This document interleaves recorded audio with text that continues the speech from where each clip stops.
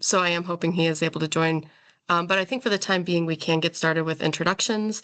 If we have Chris joining us today from UVM Extension. I think, Chris, this might be your first board meeting. So if everyone could just go around maybe and give your name and your position title. So I'll start. My name's Claire Ireland. I'm here as the NRCC administrator. And Richard. Franklin County chairman of the our district board, semi-retired farmer. Thanks, Richard. And you're representing the Northwest, correct? Correct. Yes. Okay. Bill. Bill Manor. I'm chair of the Ottaquechee board, and I'm an alternate for NRCC, and I also serve on the finance committee for NRCC. Thank you. Linda. Hi, I'm Linda Course, organic dairy farmer down in Whitingham, Vermont, where we have more than enough snow, Travis.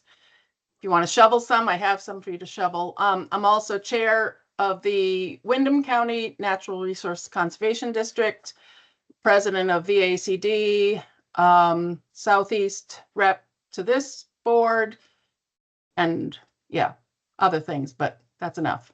Thank you. Thanks, Linda. Marley. Yep, Marley Roop with Vermont DEC, Ag Water Quality. Thank you. Chris. Good afternoon, everybody. I'm Chris Callahan. I'm interim director and associate dean at UVM Extension. I'm based in Bennington and also South Burlington. Thanks, Chris. Emily. Hi, I'm Emily Newmer. I'm the Agriculture Programs Manager with Council and VACD. Thank you. Corey. Good afternoon. I'm Corey Ross, Executive Director for the Windham County Natural Resources Conservation District and one of the 2 elected district manager representatives. Thank you. Lena. Hi, I'm Lena Smith. I work for VACD and Council as a Grants and Finance Manager. Thank you. Travis. Hey, good afternoon, everybody. Travis Thomason, State Conservationist for NRCS in Vermont. I originally wasn't going to be here at a conflict, and so I asked Felixia to join, but happy to be with you guys as always. Thanks, Travis. And I do see we now have Willie, I believe. Willie, we're just going around and doing introductions. So would you like to do a quick introduction? Is it my turn? Yes. Is that okay? Yeah, great. Hi everyone. I'm Willie Nickerson. I'm supposed to be the chair of this group, but I'm having a little bit of trouble today. And find myself in the wind. I'm the chair of the Caledonia County Natural Resources Conservation District, and I'm on the union for Caledonia, Essex, and Orleans County.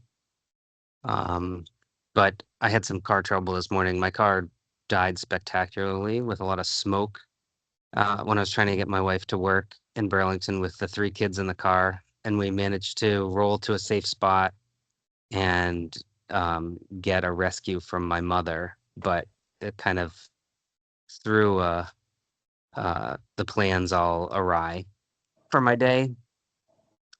That's what I have for an intro. So I haven't really gotten to see who all was on the call yet, but that's all right.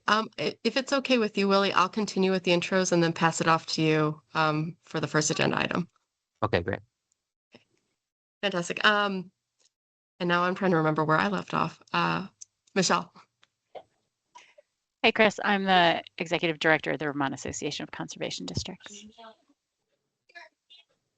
Felixia. Good afternoon, everyone. Felixia Moore, Assistant State Conservationist for Field Operations in NRCS Vermont. And I am trying to figure out which of these buildings is the Davis Free building. Are you trying to get into the building, Felixia? I am, but I can message you on the other side. Okay, we'll send someone down to come find you. Thank you. Felixia, I'm gonna send someone named Danny down to get you. Perfect. Thank you. All right. We'll hope to see you in person soon, Felixia. Hillary.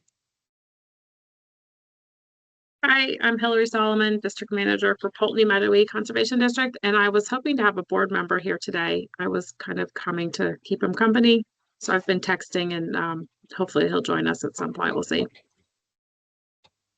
Fantastic. Thank you. Katie.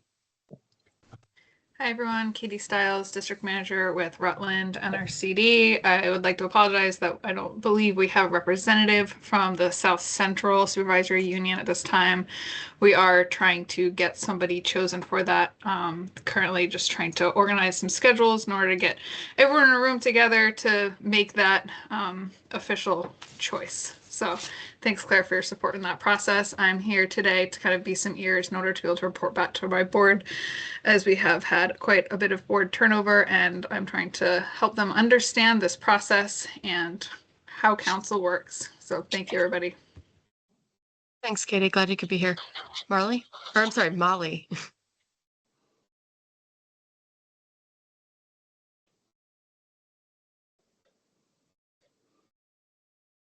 Molly, are you able to introduce yourself?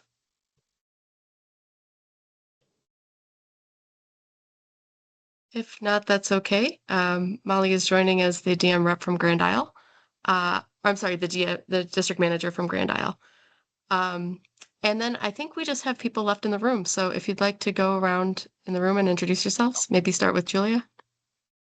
Hi, good morning or good afternoon. Julia King, Communications Manager for Council and VACD. And Claire, do you have the slides for the teams tips that we can show after introduction? Yes, I can. Okay, and we'll pass to Nina. Hi, good afternoon. Nina Gage, Agency of Ag Food Markets Assistant Director, Division of Water Quality. We'll be joined by my director, Laura DePietro, shortly. And I'm Kate Willard. I'm a district supervisor for the White River District, and I'm here representing the SU for White River and Winooski.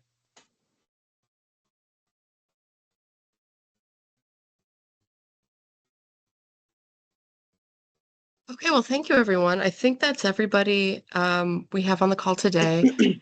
As Julia just mentioned, we are new to using Teams, so I'm going to just quickly share some Teams tips so you're familiar with all of the features.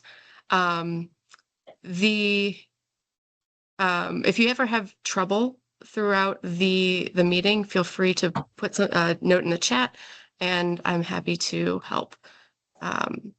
Julia is also happy to help there in person. So we do just have a few quick tips. The chat button is in the upper right left-hand corner. It is helpful for you to raise hands throughout the meeting. That button is also in the upper left. Your mic is in the upper right, and share screen is also in the upper right. This meeting is being recorded, and we have not made this an official policy so far, but we understand that there are occasionally instances of people joining with kids. Marley, I know you today.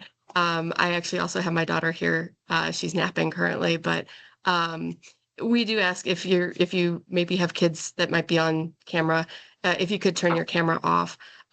We are sensitive to the fact that these recordings do go up on YouTube, and we just don't want to be sharing images of your kids without your permission. So thank you so much. Chris. Yeah, just noting that chat is not opening for me. It says it's only accessible by members of the team. Okay. Julia, is that something you can look into? I can look into it. I confirm it says the same for me too. Okay. Chat is not available. Thank you. And I don't even see chat on my screen, so. Same here. Okay, we will look into that and hopefully correct that issue. In the meantime, if you'd like to make a comment, feel free to raise your hand or email one of us if it's something you'd like offline. Linda. Yeah, just quickly while we're interrupted a little bit anyway, is there a way to change the name that's appearing for us? I know how to do that with Zoom, but I don't know how to do that here. Or is that because of what account it's coming through? I'm not believe sure how it's to through do your that. Microsoft account. I don't, Okay. I think because it's a state system, it's harder to change. Okay, well.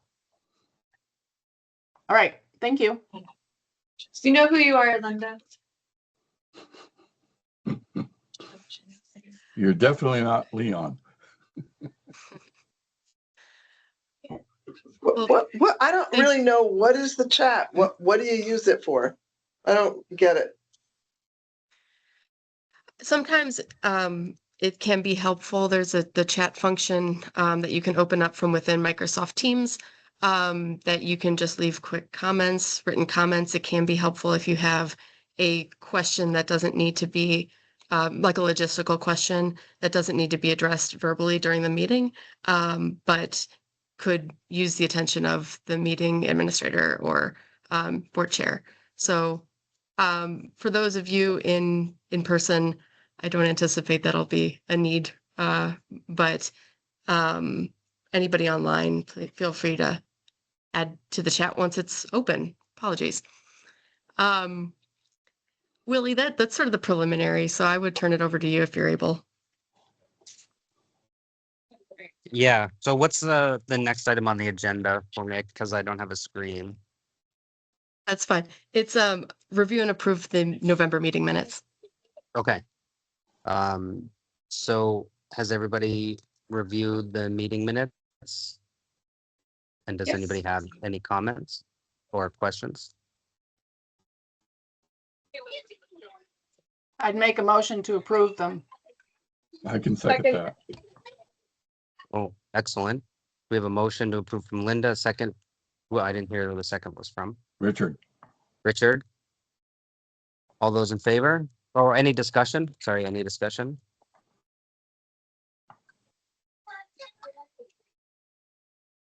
Nope. No discussion? All those in favor?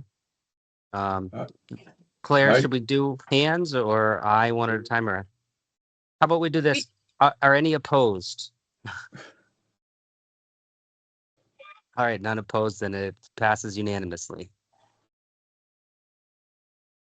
Thank you, Ellie. And I And can keep an eye to the screen for hands and eyes. But thank you. Chris. Yeah, just if the record could note, I'm abstaining because I was absent at that meeting. Absolutely, we will note that in the record. Any other abstentions?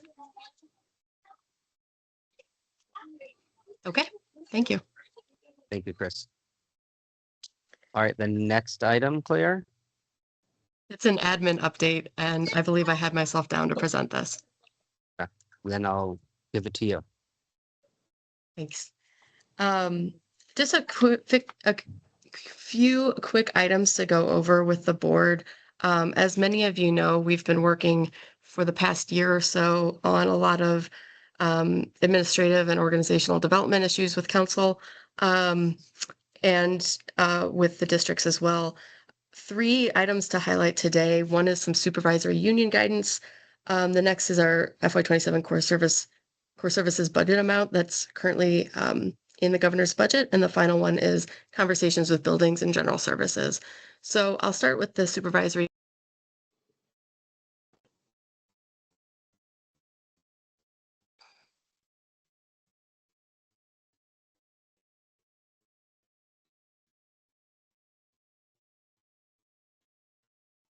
So I'll start with the supervisory guidance.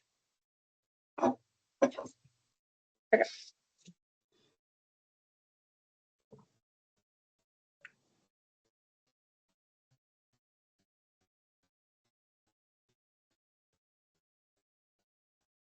So I did distribute this before the meeting.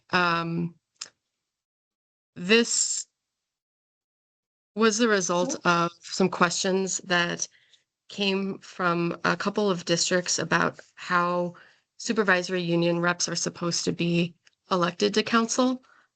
This prompted a review of our statute and setting out this guidance that hopefully clarifies what is currently in statute.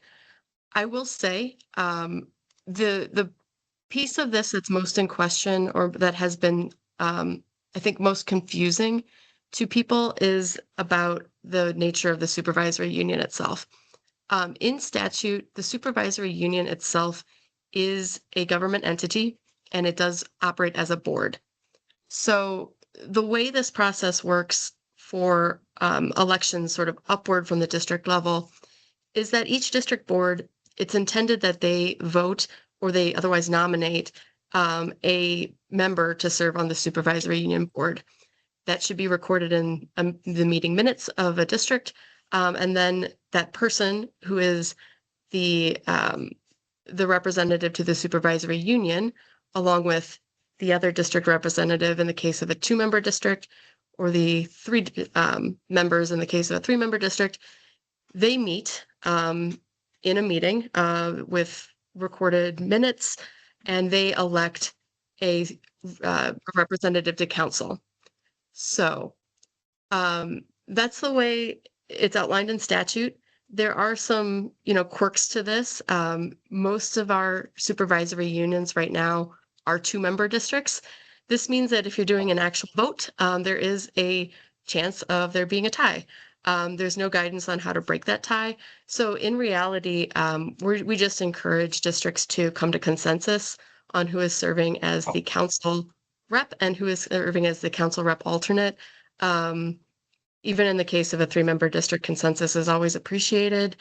And then I am going to be asking going forward for supervisory unions to submit meeting minutes where the result of the election is recorded, as well as a form that designates the supervisory union representative's 2-year term. So this is far more formal than what's happened in the past.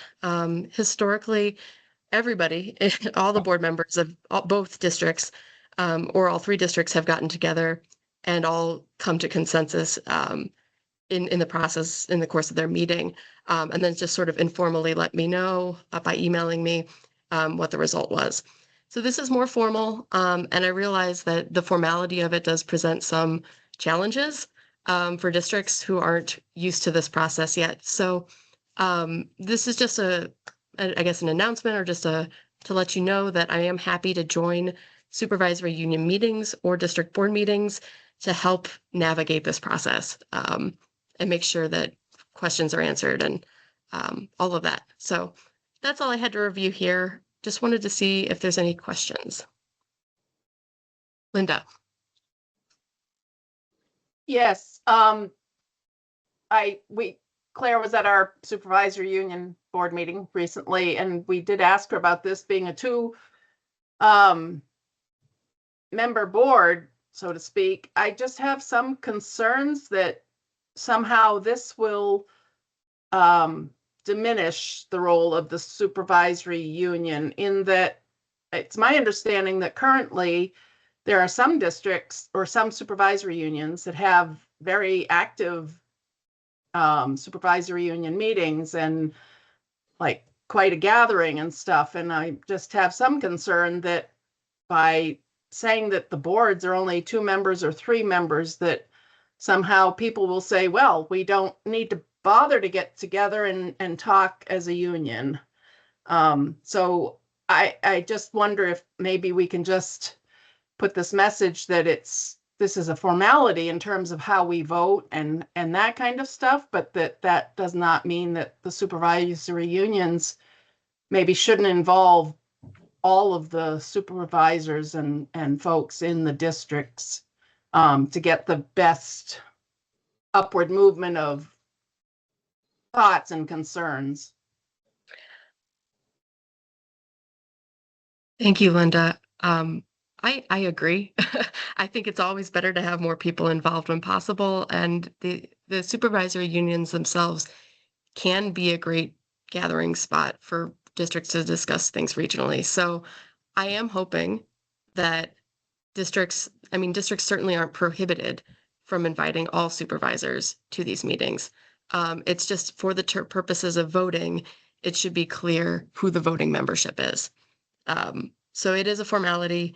I hope it doesn't suppress any current events or activities of the supervisory unions, but And I do think this guidance, I hope it does clarify some things because we have had some confusion over the past year about who the voting member is at any given meeting. So I'm hoping this can be a way to clarify that. Thank you. Any other questions?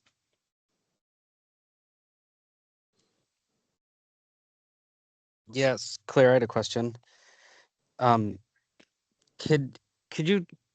I was under the impression that the representative to council did not need to also be the representative to the union.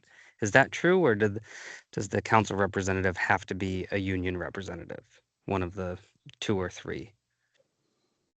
No. So the only stipulation in statute is that the representative be a supervisor at the district, but it does not need to be the supervisor or the supervisory union board member. They can Okay, be different great. people. Yeah. Yeah, thank you for the clarification.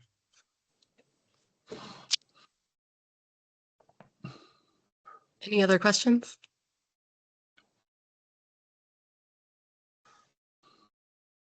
I don't. Okay. Well, I guess hearing none, I'll move on to the next item. And this is just a very quick update about the FY27 core services budget amount. We had voted a couple meetings ago to request $948,200 for our core services line item. For new members, this is our only line item that represents sort of appropriations directly to council and to districts from the legislature. So it serves as our base funding for operations. And the amount we requested represented a continuation of a $612,000 base line item, a renewal of a $250,000 one-time appropriation, and some minimal increases to account for cost of living adjustments. The amount that ended up in the governor's budget was a continuation of our $612,000 base amount, but not the renewal of the one-time funding or the COLA adjustment. So VACD is currently engaged in talking with legislators to try to restore the additional funding amounts. And the last I saw is that this is at least ending up in a couple of committees' memos. So Michelle can have maybe update on where things are at with the legislature.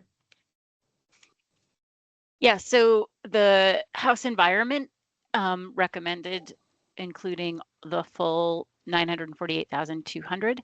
They recommended to House Appropriations that being included in the budget, and in House Agriculture they listed districts amongst their funding priorities, asked for the 612 in base funding and then an additional 300,000 in one-time funds. So both of our committees of jurisdiction in the House provided strong support for our funding request, which is great news, and is definitely a function, I think, of all of the work that we've put in over the last few years to raise the profile of districts and really make sure that legislators understand the full scope of district work.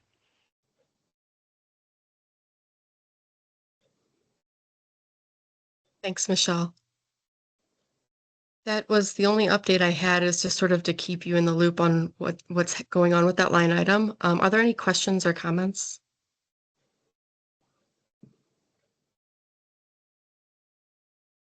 Michelle, just a quick question. Are you aware if that base funding is all identified to go through one award or to be split amongst any agencies? Do you have any knowledge of? Yeah, the base funding is all the 612 in the Agency of Ag budget, and so it would, I think, what the House Environment just said, increase that amount to 948.2, but House Ag requested that they include the 612 in the Agency of Ag budget and then look for 300,000 in one-time funds to support the districts. Just to follow up, does VACD have a position on whether it's in one pass-through award or two? We would prefer one. I mean, we would prefer to increase that base funding amount to 948 too, but quite honestly, we'll take getting to 900,000 however we can get there. Because that is an increase over the funding that we received in the current year, where we have 612,000 in the base funding and then 250,000 in one-time funds. Thank you. So what's the rationale between, what's the difference? Why are they doing it, recommending different ways of funding? So the legislature sometimes has one-time funds that are not part of the regular base budget. And so last year they gave us some of those one-time funds. This time, like, we would prefer to just have it worked into the base budget so that it becomes part of our regular funding every year, as opposed to having that lower amount and then hoping there's some one-time funds that we can get as well. We would rather continue to see that base amount that's in the regular. So it's the Senate committee that recommended putting it all as, including as the base funding. So that just sets a precedent. So then next year, yeah, okay, yes, I get it. Exactly. Yeah. Yep. All right. So the base is 612 and the addition is how much? 300? Yeah, in-house agriculture. Yep. It doesn't add up to 948 though. No, it doesn't get to 948 in-house No. ag. Okay. House environment asked for the full 948 too.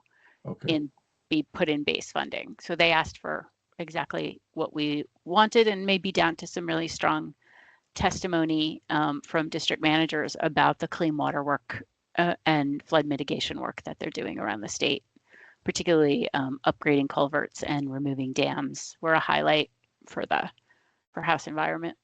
And Claire testified in that committee as well. I believe we had some representatives from legislature up to the dam removal we were having up in Berkshire. And it looked pretty positive, but looks can be deceiving. Yes, I think everyone was really impressed with that dam removal. So a lot of thanks goes out to you guys and to Lauren in particular. I would say, Nina, to your question about, whether or not this is one line item or two, but split between agencies.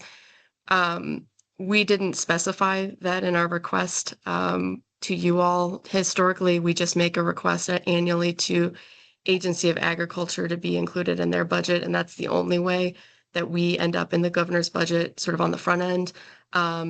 There has been some conversation over the years about maybe splitting the money with ANR, since both agencies serve on council and have an interest in the district's work. Conceptually, I think either is fine, but logistically it is easier when the money comes from a single source. So I think just to add to what Michelle was saying, but any other questions on this?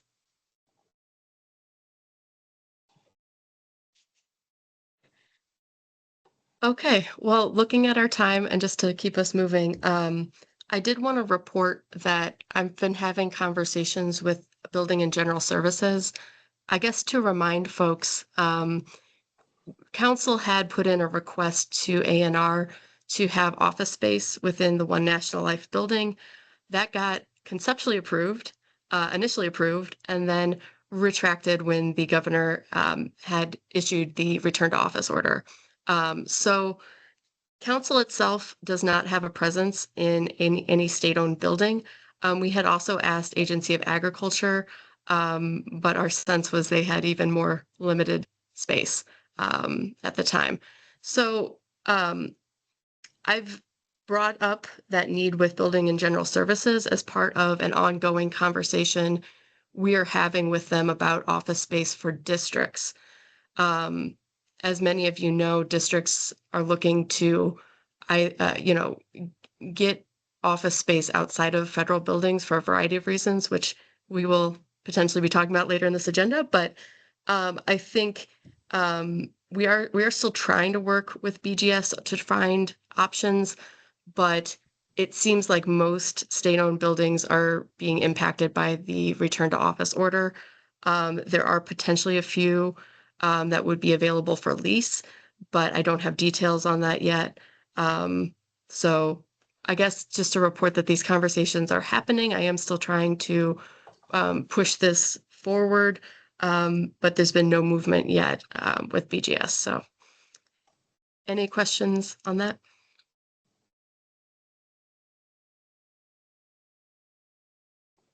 Okay. Oh, Nina.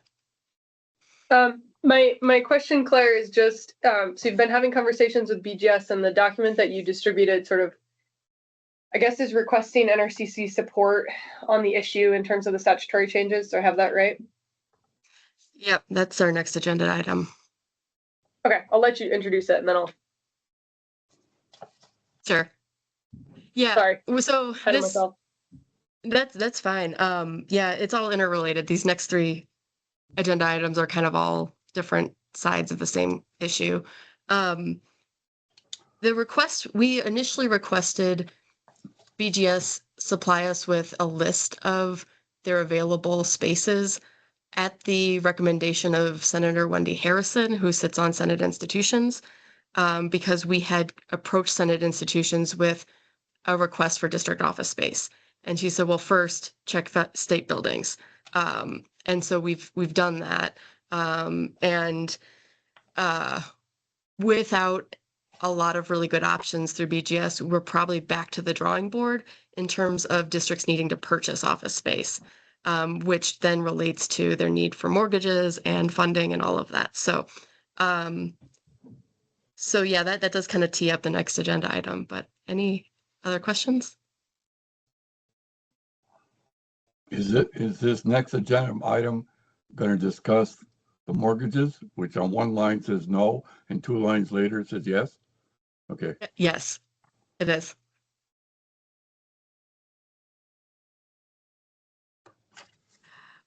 I guess if there's no other questions about my conversations with Building and General Services, Willie, this is a new agenda item. It would be the statute change request. Are you okay with moving on? I'm okay. I think we should move on. Yes. All right, perfect. Well, I will share my screen to discuss the statute change request. I sent this out yesterday, and this is just a memo explaining what the issue is and then sort of what's happened. And just so you know, this is sort of a very active and an ongoing issue. So for a couple of years now, we've had districts who have been looking for independent office space. A lot of this is being driven by the fact that they're increasing staff numbers and they're just outgrowing their existing space within NRCS offices. But we've also seen this past year some instability, particularly increasing frequency of government shutdowns, the length of those shutdowns, and that has posed some issues for districts. This past year, we had one district have a public records request come through during the shutdown, and they were not able to access either their files or their computer. We were able to meet the records request an alternate way because they had a external bookkeeper, but it highlighted the issue that even sort of in the best case scenario with NRCS offices, districts probably do need some amount of redundancy and access to their own space. So there's a whole variety of reasons why districts are looking at buying property. But we have this section of our statute right now that is frankly very confusing. This section of statute enables or empowers districts to obtain real property and to administer it, to improve it, and even to receive income from the property. It also apparently empowers districts to borrow money mortgage, sell, lease, or otherwise dispose of any of its property, provided, however, that real estate not be mortgaged and provided that the sale, lease, or other disposition is approved by the governor. So this is confusing language. And the fact that it's confusing has been a little bit of a challenge in and of itself, but interpreted sort of very strictly with this last section, it can be construed as a prohibition for districts obtaining mortgages, which would then prevent them in many cases from obtaining property at all, or from accessing certain funding sources that are structured as forgivable loans or mortgages. So we've looked at this. We think that this is outdated and also potentially can be removed as a simple cleanup item, given just how confusing it is. To give some context, I have not been able to find similar prohibitions for any other local government entity in Vermont. Some entities are explicitly authorized to incur indebtedness, like the regional planning commissions, which we often consider to be our closest sort of sister entities. And likewise, I can't find any requirement for written consent of the governor for real property disposition. This kind of restriction also does not exist in the original statute language that the 1939 Soil Conservation Act was modeled off of. And other states' conservation districts are explicitly empowered to incur indebtedness to obtain real property. So we seem to be an outlier in this, both here in the state and across the country. And basically, we're recommending to remove that confusing section.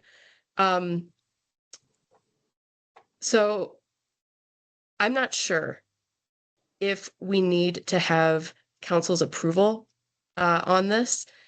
VACD, given the timing of things that are happening in the legislature, VACD has already requested that this, cleanup happen within an existing bill within this legislative session. So that request has already been made by VACD.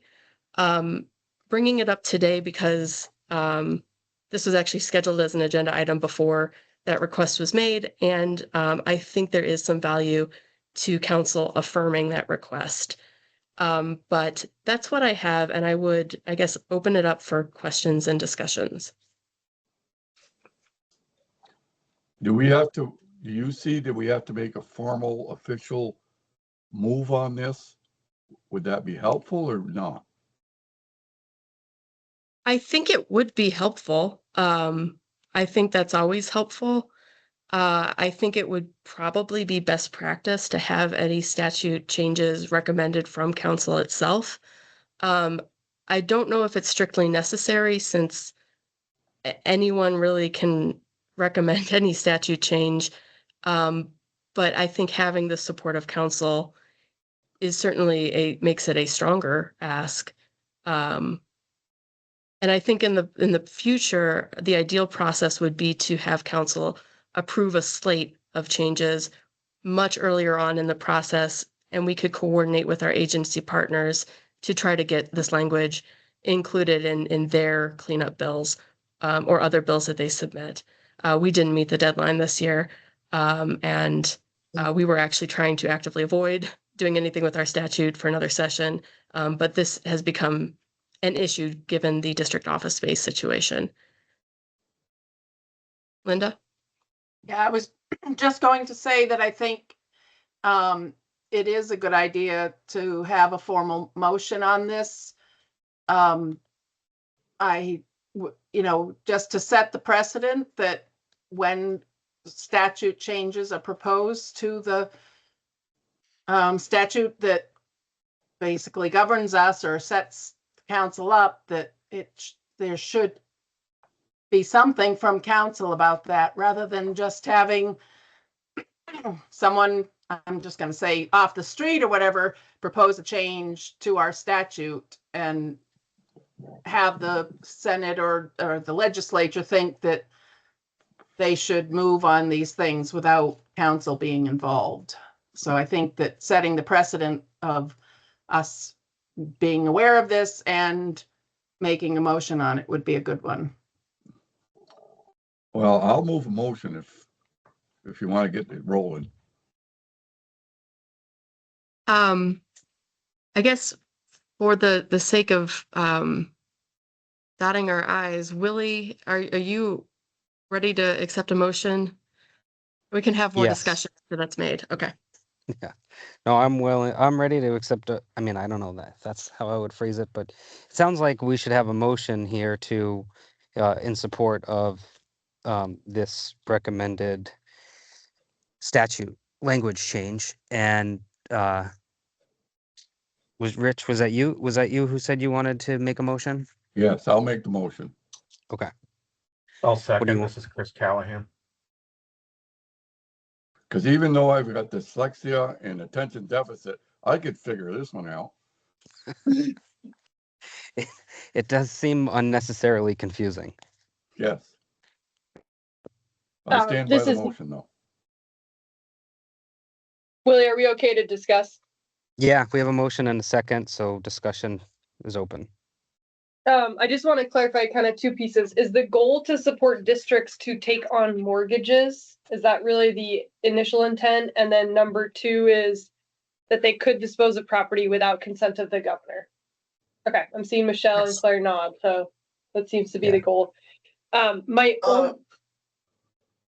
ahead. My only other consideration is that if NRCC is providing a policy recommendation, this is going to be the first of potential, we've talked about statute changes. It feels like an opportunity and also maybe just a prudent process to get in touch with the administration to make sure that they're supportive. I think that, typically speaking, our legal counsel is in touch with the administration if we're providing a policy comment. And it may sort of open the door up to understand who NRCC's contact is for policy considerations in the future. And so I think that that's my potential consideration is like, if the board is all in favor that we run this through the administration for their awareness, really as an opportunity to open up a door for who the contact is for NRCC on policy. Thank you, Nina. Yes, this is the first time I guess that I'm aware that we are making an active recommendation from council around our statute.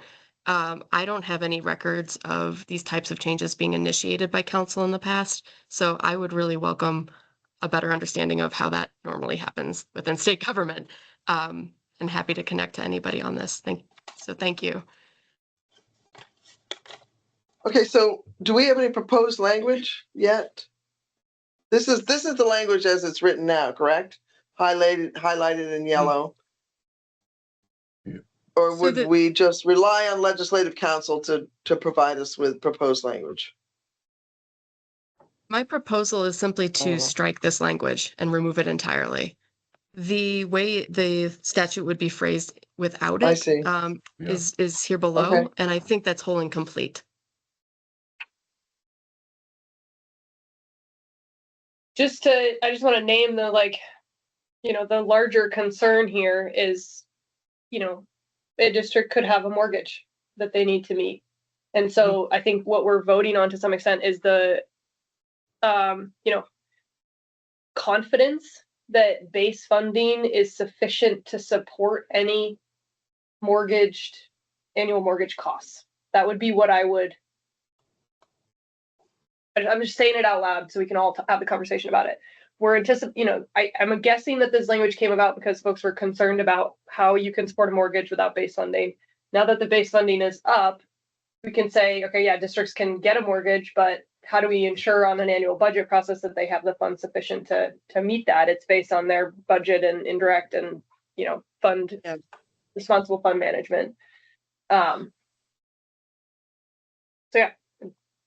I see some hands, but to jump in before, hopefully just to respond directly, Nina, I think the intention right now for most districts is to rely on appropriations from the capital bill through Senate institutions and House, I guess institutions, I forget what one's called.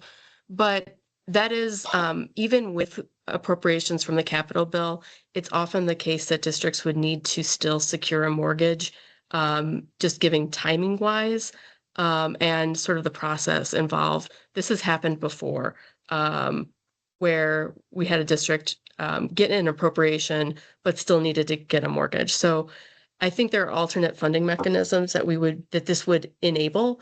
The other alternate funding mechanism would be eligibility for some federal programs that can be used for purchase of buildings, particularly in rural areas.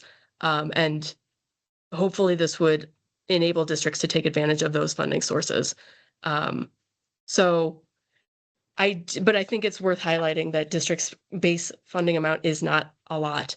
And I do view this very much as a responsibility of the district board to be aware of and manage their funds appropriately, including debt management and risk. Corey? Yeah, Can my we go up understanding, to the stricken language, please? Can we see that again? Thank you. Sorry, my Corey? understanding would be that this is just lifting the restriction that allows a district to hold a mortgage, but they would still need to qualify with someone who is willing to lend them that money. And I'm assuming that there would be assets that would need to be a part of that, a down payment, and of course, a lien on the property that is acquired that goes with the mortgage. So I don't think there's I don't think this, I guess my understanding wouldn't be that the state's taking on some sort of risk that the district needs to be able to meet that future obligation. There would be some sort of collateral that a lender would hold. Am I right about that? Yes. Generally, yes. And that might be the property itself, that might be other district assets, including the amount of money in your savings account. So yeah, that would be correct. And Corey, looking at it from my viewpoint, my district viewpoint, and a financial viewpoint, it's kind of foolish to go out there to try to get a mortgage and you don't have some type of equity, some type of down payment to make it very practical and feasible to even show to the council and the governor, whatever the Vermont side of it, that we can do this. But at this point, the way it's stated, we can't.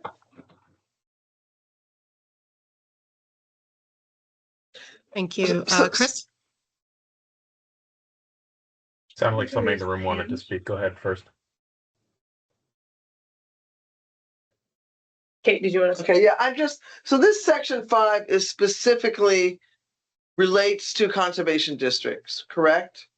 I mean, we're just sort of I think we're seeing this out of context with the rest of the statute. You're right. I can pull up the full statute. This comes from a section of the statute that enumerates the powers of districts. Okay, you don't need to pull it all up. I just wanted to make sure that my understanding was correct about that. Yes, that is. Go ahead, Chris. Okay. A couple of probably complete newbie questions here, and I apologize if this takes us down a path that's already been covered. I could use some help understanding what this group's fiduciary responsibility is relative to the districts that this statute governs. Mm-hmm. Particularly with respect to the concerns raised earlier around districts' ability to service debt. So on the one hand, what I understand from this conversation is we've identified statute that's confusing. We're seeking to have it clarified.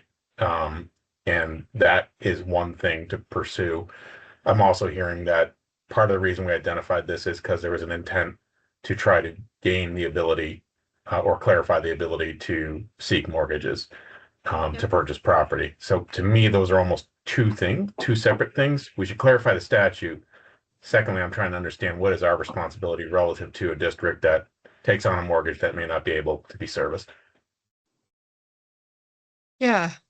So I think the way I would answer that is that districts are set up in statute to be independent government entities, the same as municipalities, RPCs. They are standalone entities. So they are not subdivisions of state government or subdivisions of council itself. With respect to the relation of council to the districts, council is in statute primarily to serve as guidance and provide some minimal degree of oversight around things like elections, district boundaries, and some very basic aspects of district configuration, but does not have any direct financial oversight of districts or direct, there's no direct liability between, NRCC and the districts since they are wholly independent entities. That said, I think council has a strong interest in ensuring that districts are financially solvent and does have the ability and the obligation to request financial reporting from districts. So we do have the ability to request any financial records and review those and provide guidance.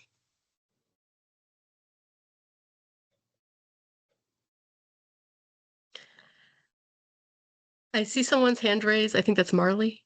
Yeah, Claire, I'm not at all in any way saying that you're incorrect about saying that there is no fiscal responsibility for, or liability, I guess, for council over the districts. But I don't know where it says that, or if we should just get some legal clarity on that before making these changes. I realize that you want to move forward with this session and things are time sensitive. And I highly doubt I'm going to be able to get a DEC lawyer to jump on this in the next day or two.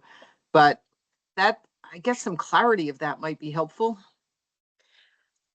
And if you've already discussed that, Michelle, then excellent. I would just say that no other state has this restriction in their statute. So 50 states adopted this statute in the 30s as recommended by the federal government, and none of them added this language except Vermont. So, and there is nothing in statute that obligates council to take on the fiscal, any of the fiscal obligations of the districts. So there's nothing in the statute that says that council assumes any of the financial responsibilities of the districts. So absent that, I don't think there would be any mechanism for the districts to be held for council to be held responsible for the districts. And I mean, the primary reason we want to remove this is so that districts can be eligible for USDA community facilities funding and for congressionally directed spending, neither of which they have access to now because they can't have a mortgage. And community facilities is a forgivable mortgage. And congressionally directed spending coming to districts would most likely go through community facilities. So again, no access to CDS. So that was the motivation for this. Plus, there's an issue of being able to take out renovation loans. So if someone donates a property and that property requires some renovation, the district might want to be able to borrow $20,000 to put a new roof on a building that's been donated to them, but they would need the ability generally to mortgage that facility, because if they can't mortgage that facility, then they're going to pay more likely then it's likely going to cost them more to borrow the funds. So it's, I don't think we need, it will be the responsibility of the supervisors to ensure that, and the lenders to ensure that districts are in a position to manage any debt that they accrue. That's the job of the elected supervisors. The same as it is for an elected select board member with a town. I mean, the towns have that backing of they can raise taxes, but at the same time, or the solid waste districts. The solid waste districts can take out bonds, again, in a very similar position to districts. So, yeah. I would say that I am happy to run this by. We do have a point of contact with the AG's office, so I'm happy to run this section of statute and these questions by the AG's office. I would say that that process, I'm not sure how long that will take, and the request, VACD has already made the request of the legislature, so I'm happy to do that as a matter of due diligence for council, and I do think that is probably the best thing for us to do as a body, but I do just want to flag that I'm not sure that, unfortunately, that the timing, the horse is sort of out of the gate with this for the purposes of this conversation today. But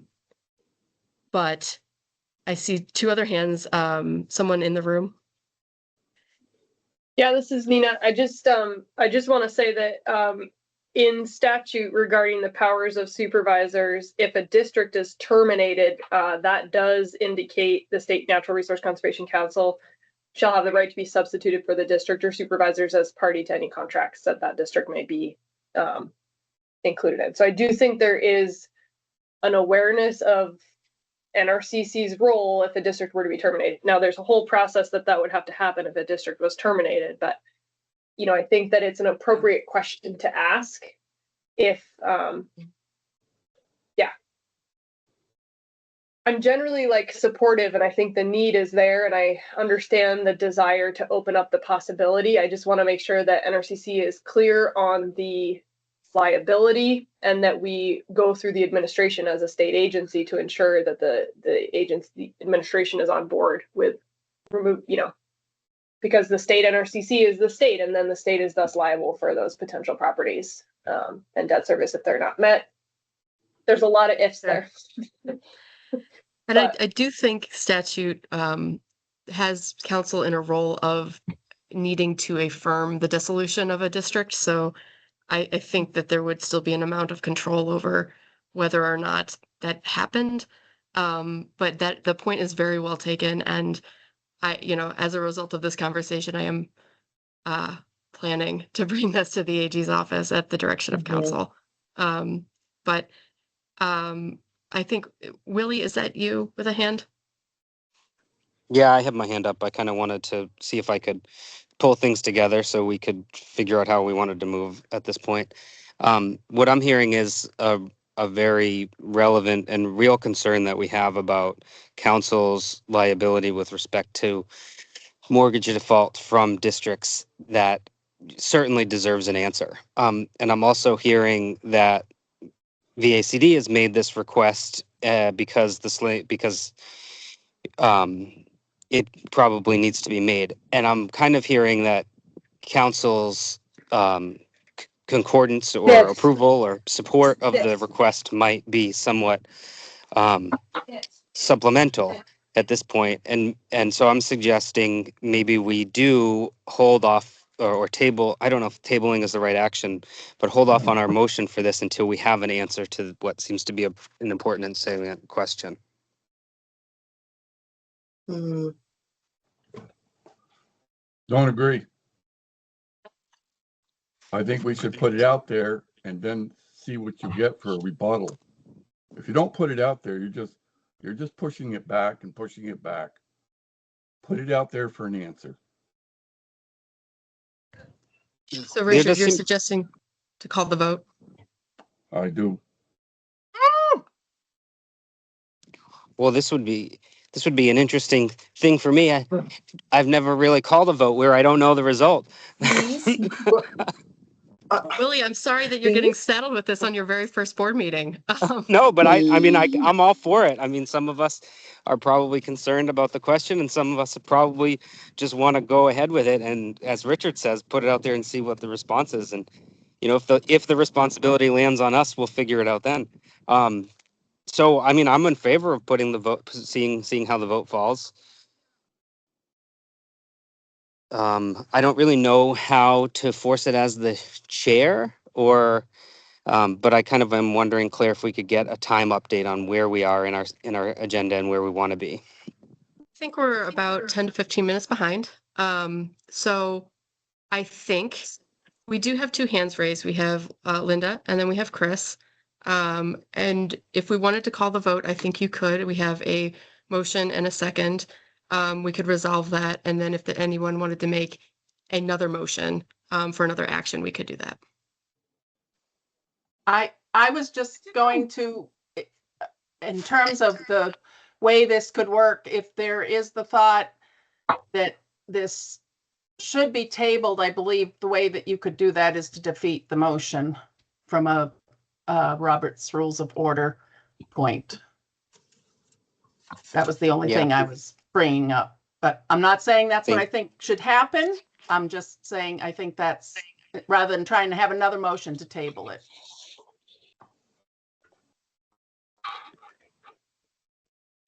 Could I ask Richard to clarify what you believe the motion currently is? You made the motion, correct? Yes, I believe the motion is to eradicate what the not letting us get a mortgage, which is in that accented yellow section. Because to me, it's an opposite of what it says 2 lines ahead. That's all. To me, it's clarification. Okay, so is the motion then to identify the contradictory language in the statute and request clarification? Yes. No. Can I read back the motion for you if you'd like? Sure. The motion that was made by Richard, hold on a second, and seconded by Chris, in support of this recommended statute language change. That's how it was made. So the way I interpret that is that Richard's motion was to accept the proposed change to remove the end of that phrase as presented. Yes, that's correct. Sorry for the confusion, but I confused myself. So voting yes is voting for the change in statute without any further clarification, correct? Yes. Okay, thank you.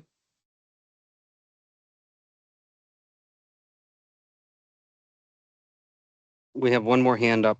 Corey's got his hand up.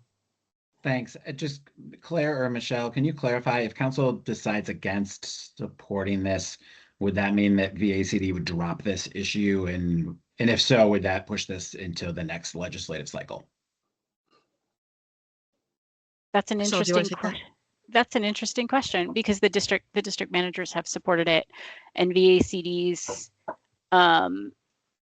advocacy policy, generally, we would most likely go back to the VACD board then, because the district managers have supported it.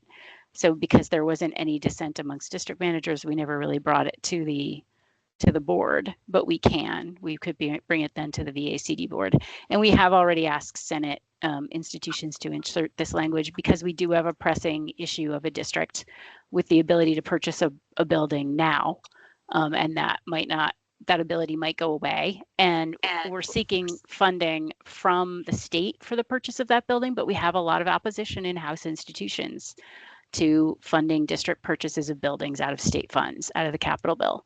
So we have support in the Senate, opposition in the House. We don't know how it's going to turn out, but if we don't get that funding, then community facilities would be a really strong option for this district. And we could lose the opportunity for the district to purchase this building if we don't act quickly. And we've had literally years to adjust this statute and it hasn't happened.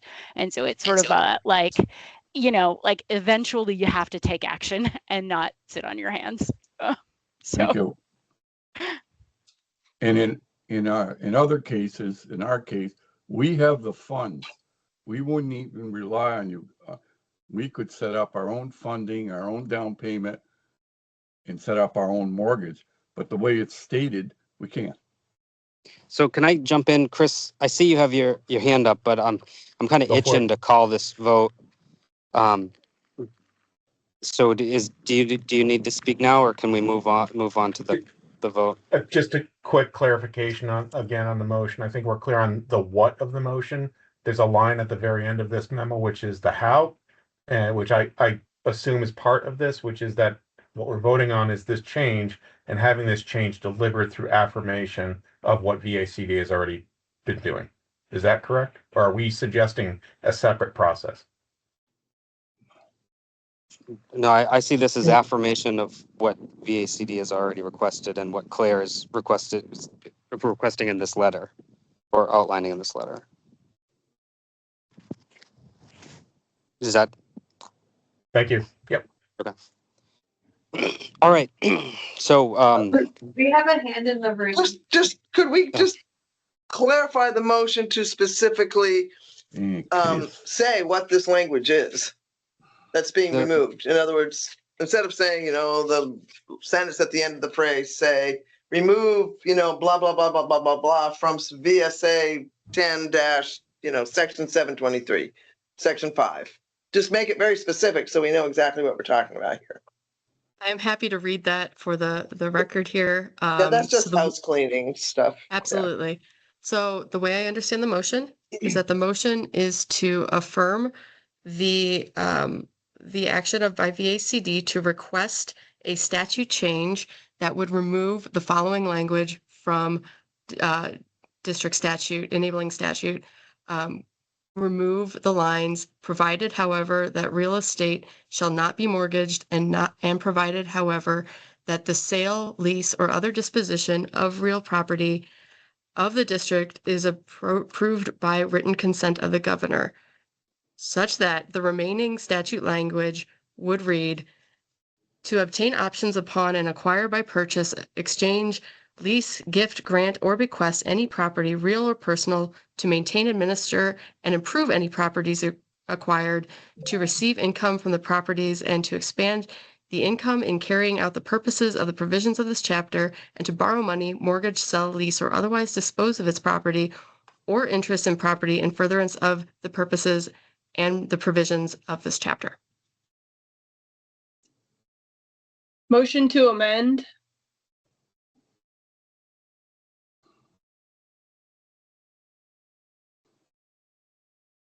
I suggest that in addition to the proposed motion, we approve pending approval of the administration.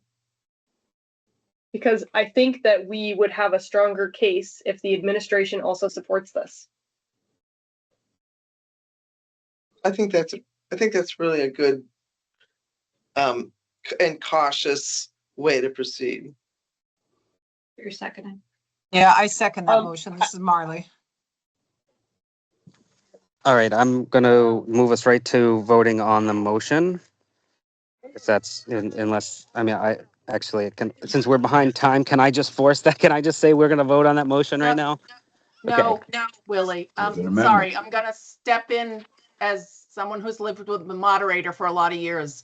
You have to vote on the amendment now that it's been made. And then either vote on the motion as amended or the original motion if the amendment gets defeated. Yeah, that's what I meant. That motion that Nina just Okay. made and that was seconded. Okay, Yeah. sorry. Yeah. Okay, all those in favor of the amendment to pending consultation, was it consultation or approval? Nina, I see your hand up. Approval.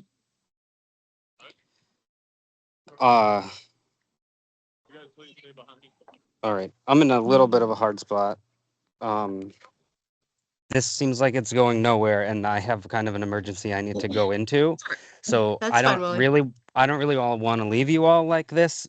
And I feel bad, but I kind of have to go. And Can we yeah, get I'm your kind vote on this? I think we have most folks' votes of before you leave. can I give my vote as a proxy to somebody? I'm Okay. sorry. I'm really sorry. Just if you could say right now, Willie, what your vote would be on the amendment. I'm gonna be a nay on the amendment. Let's just, yeah, I can do that. Let's call the vote on the amendment. I'm a nay. Yay. I think we Yay have a from Nina. I would approve that. I'm opposed to the amendment.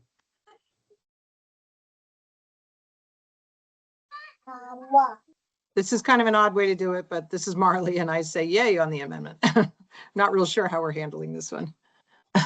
Okay, by my count, we have a majority yay on the amendment. Okay, the amendment passes. Can we move to a vote on the motion with the amendment now? The amendment overtakes the prior motion, doesn't it?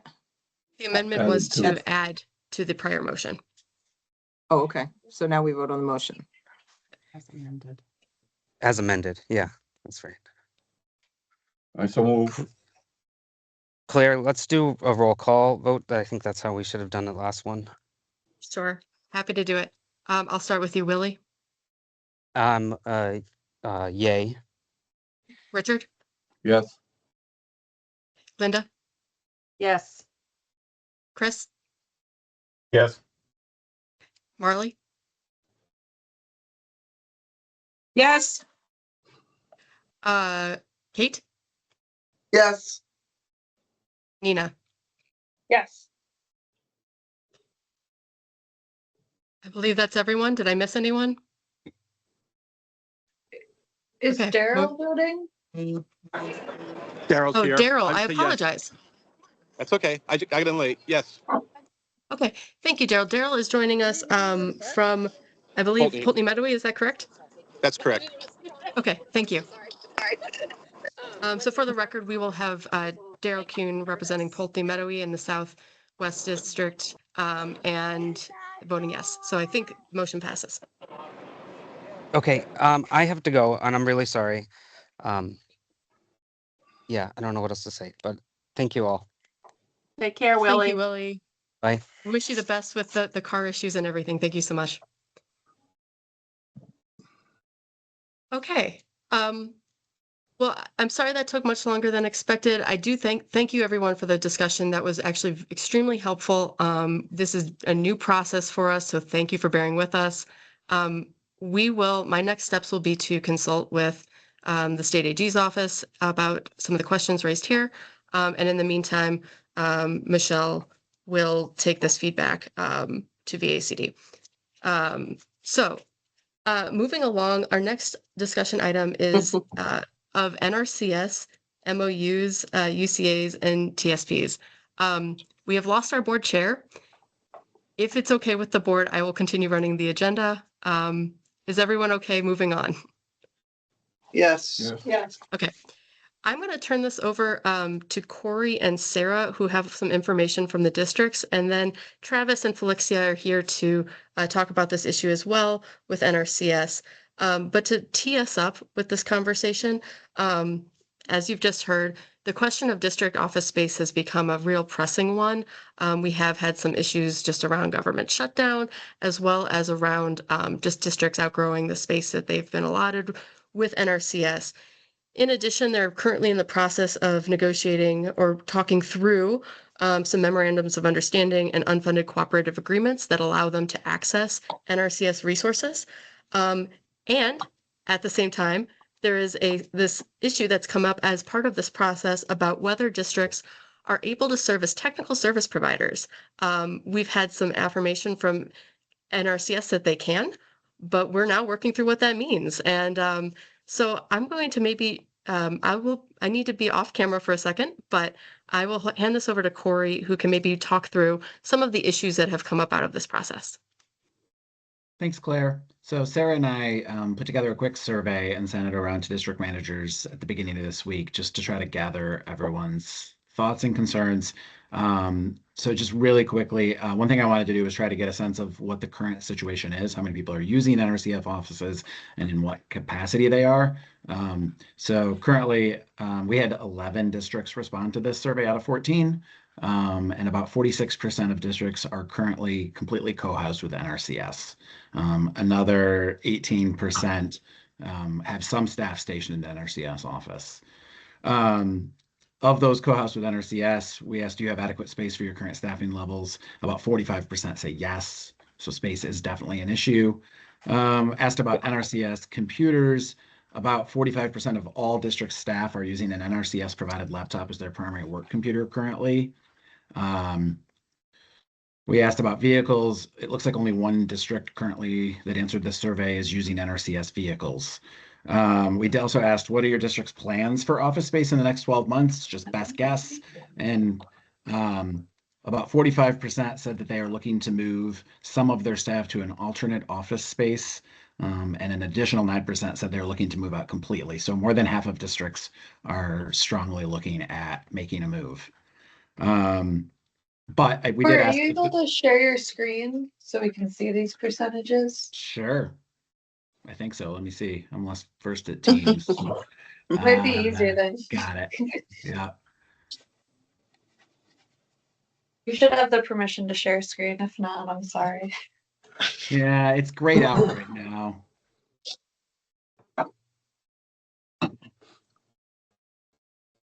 I can't click, it just grayed out, so it won't let me click it. Okay, well, maybe you can share your results after.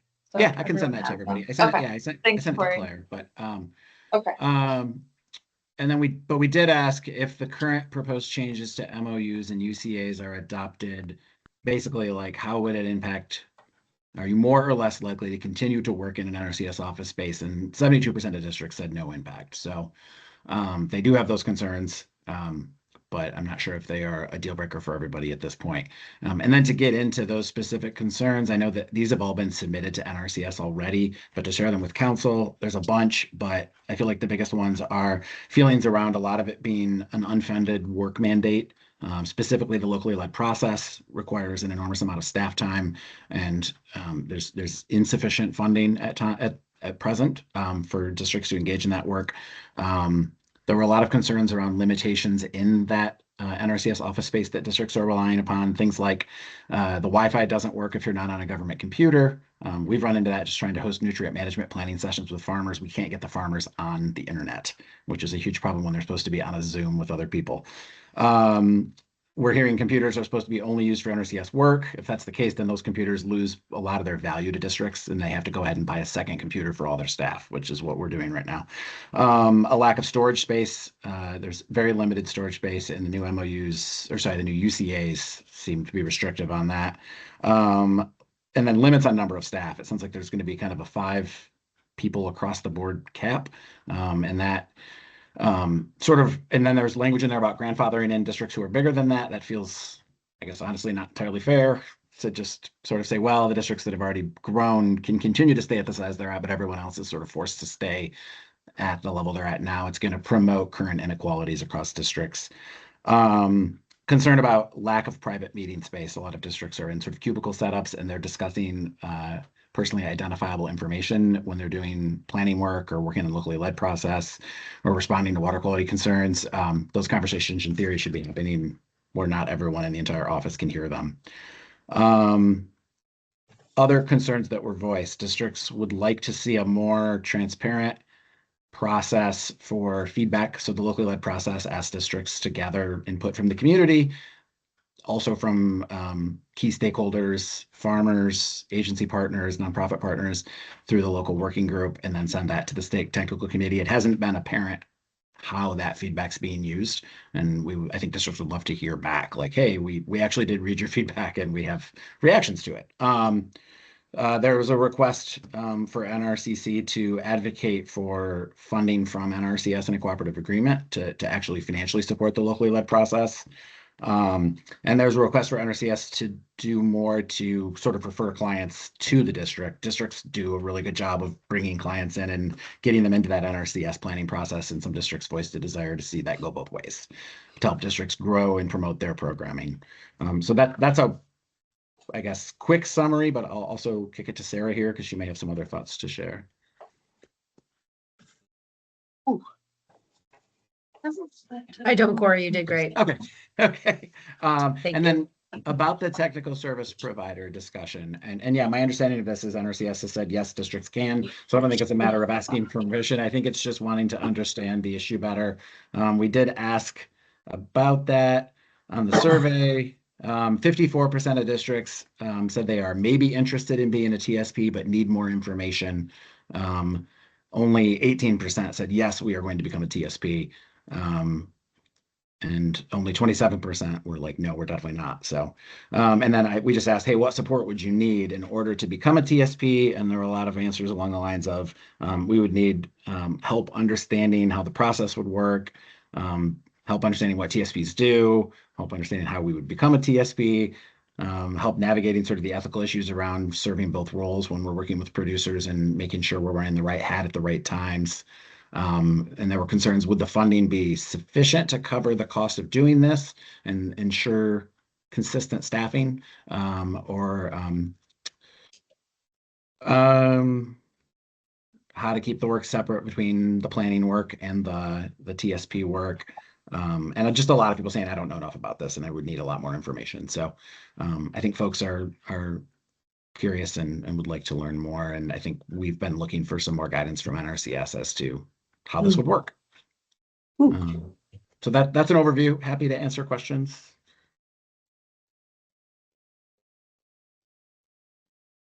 Thank you, Corey. I'm happy to open up for questions, but I also just wanted to, I guess, maybe wrap all this together and just say that for council, I think it will be really good to know how we can support districts around some of these issues. Obviously, NRCS is, providing resources to districts in the form of sharing what resources they have.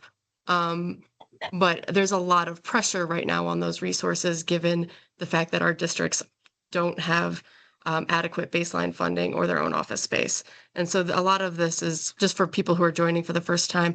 A lot of this this pressure and maybe sometimes tension can come up just because of the sort of resource environment we're in, where we're trying to really make the most of everything NRCS can give us.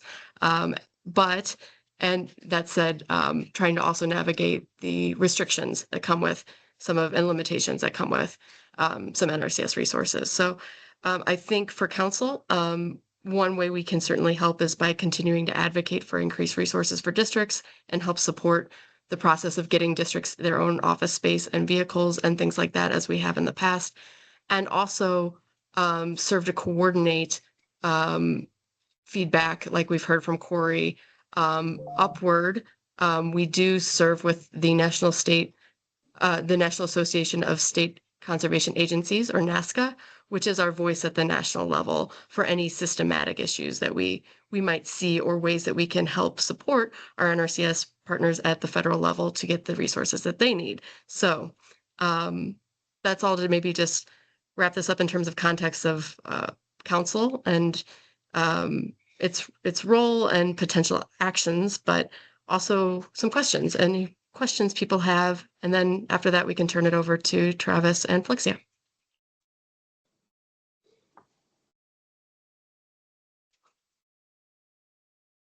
Linda? Yeah, I'm not sure if this is the right place to raise this, but I think I had heard at my own district meeting some concern to do with, I don't know if it's the MOU or UCA. I'm sorry that I don't remember just where this language is, but to do with a district's liability around the PII, private information, whatever that acronym stands for. Personally identifiable information. Thank you. So I would just add that concern that, it's, from what I remember of the language, it sounds like the district could be in a lot of hot water if by some chance we somehow let slip some information we shouldn't. And I guess part of the question was around, how are we covered in terms of our liability on that?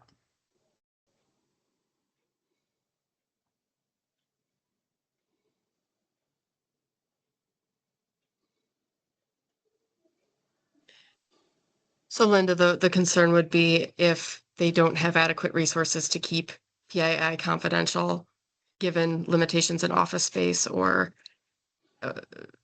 not lack of privacy in the office setting.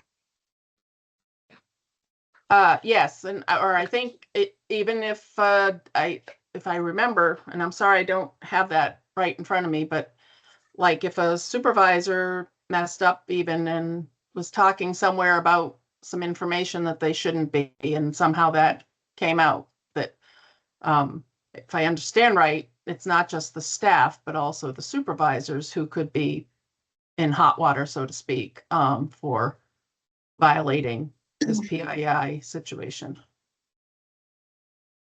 I believe that is an entity-wide responsibility to handle that correctly, so that you can be a signatory on the 1619 agreement and otherwise share information. But I do see there's a hand in the room. Yeah, it's not a direct response to this, so I don't know if anyone has thoughts they want to share on that before I ask a different question. Yeah, I'll just Can share. I just My add concern real was quick? Oh, sorry. Go ahead, Travis. Go ahead. I was I was say just going to say. Go. Go, Corey. You go ahead, Cole. Now we're in a staring contest. Jesus. Yeah, this was not, and I raised this concern. This is not like, oh, districts should be free to share PII. That's like legal. That's a legal requirement not to do so. My concern was around the degree of liability. Like, we all go through that training and we highly value the importance of protecting clients' information because they can't work with the government if they don't trust the government's not going to use that information for unintended purposes. But we do work with a lot of different partners, and some are 1619 and some aren't. And like, occasionally somebody slips up in a meeting and says something they didn't, and I think it's appropriate that there's a response to that to correct it. But I don't know that like the language, and I should have it in front of me, the language in the documents made it seem extremely punitive, was how I read it. And I guess I would love to see that examined just to make sure districts aren't agreeing to something they can't uphold. And that reminds Corey, me. I might. No, Go ahead, I might Travis. just add. So these are. Can you guys hear me? Okay. Mm-hmm. Yeah. Okay. So these are the restrictions that you're talking about are the 1619 agreements, right? That statutory requirement that all entities essentially uphold the Freedom of Information Act, where we're not releasing that information. I would share, Corey, and we've talked about this numerous times. I really, I think if you guys want us to take a look at the language in there for you and take a look at that, we're happy to look at that. My biggest concern is not in the general business that you're doing work. My concern is if you have a district that is both a TSP and you're doing NRCS related work, that's probably my bigger concern than anything that you guys would maybe be doing in the course of business, to be honest with you. But yeah, I really just generally don't have that concern because you guys are mostly really interested in protecting producers' information.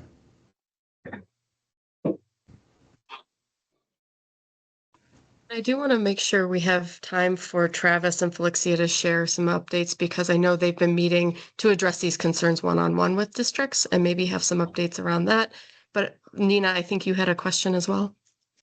Yeah, I just wanted to understand a little bit of the context. So, obviously most states have county funding that supports districts. Is the template that the MOAs districts are requested to sign, is it a national template that really is meant to fit, the typical district? And so in that vein, is there an avenue for Vermont districts, NRCC or VACD to support requested changes that everyone's on board with the basis of it being that there is no county funding supporting districts in the state? So yeah, go ahead, Travis.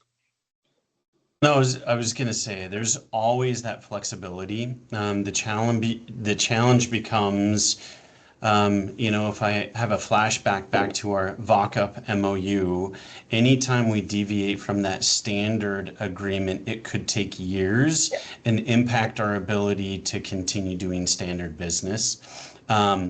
So I can talk later about kind of the general concept of that. But I think if there's an opportunity where all the districts are like, Travis, no way, there's no way we can do this, it just doesn't make sense, I am all ears, right? It's got to work for everybody in this sense. And I'm happy to address those issues that the districts feel like are not doable ones. I don't know that we've really seen that come up. Where it's kind of a unified, no way we can do this, but Felixia can correct me if I'm wrong. Nope, that hasn't come up. And I think, to what Corey expressed, like most of the districts that we've met with to follow up have said, like, these are our concerns, but we're still okay with signing it.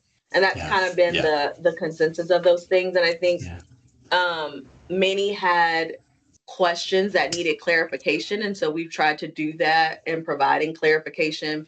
There are some updates based on some of the concerns that were expressed that we met about and are adding to the UCA. And that's where most of the actual changes and updates were made, not in the MOU, but in the UCA.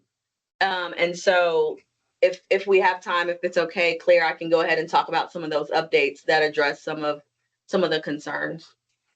Absolutely. Thank you. Okay. So I kind of gathered common themes of feedback that was received from the districts. There was, that feedback period and kind of gathered that and put it into a spreadsheet and all that gravy and put it into a theme, into some themes. And so most of the themes Corey really called out in his survey. So when we talk about office space and capacity, one of the main things of the 5 workspaces being limiting to some districts and can prevent them from their growth to meet local needs. You know, other districts with who have more than 5 and that inequity in there. And so based on that, the discussion is that we would operate in existing footprint with the districts who have space already, that we would continue to allow the existing footprint that they are, so we wouldn't change the square footage of what they have at this point to decrease it at any rate, but that we would also permit more than 5 staff within that existing footprint, so there would be no limit to the number of folks, but that you would still have to work within the existing footprint and kind of rotate the staff in and out. And so hopefully that is more agreeable and amenable for folks to operate within that existing footprint. Now, there are some concerns that came up of staff who may not be working on NRCS work, but they're a part of the district. How do we handle those folks? We kind of treat them as if they're like another customer coming in, more or less, as long as they're not in there by themselves or have access to the PII information.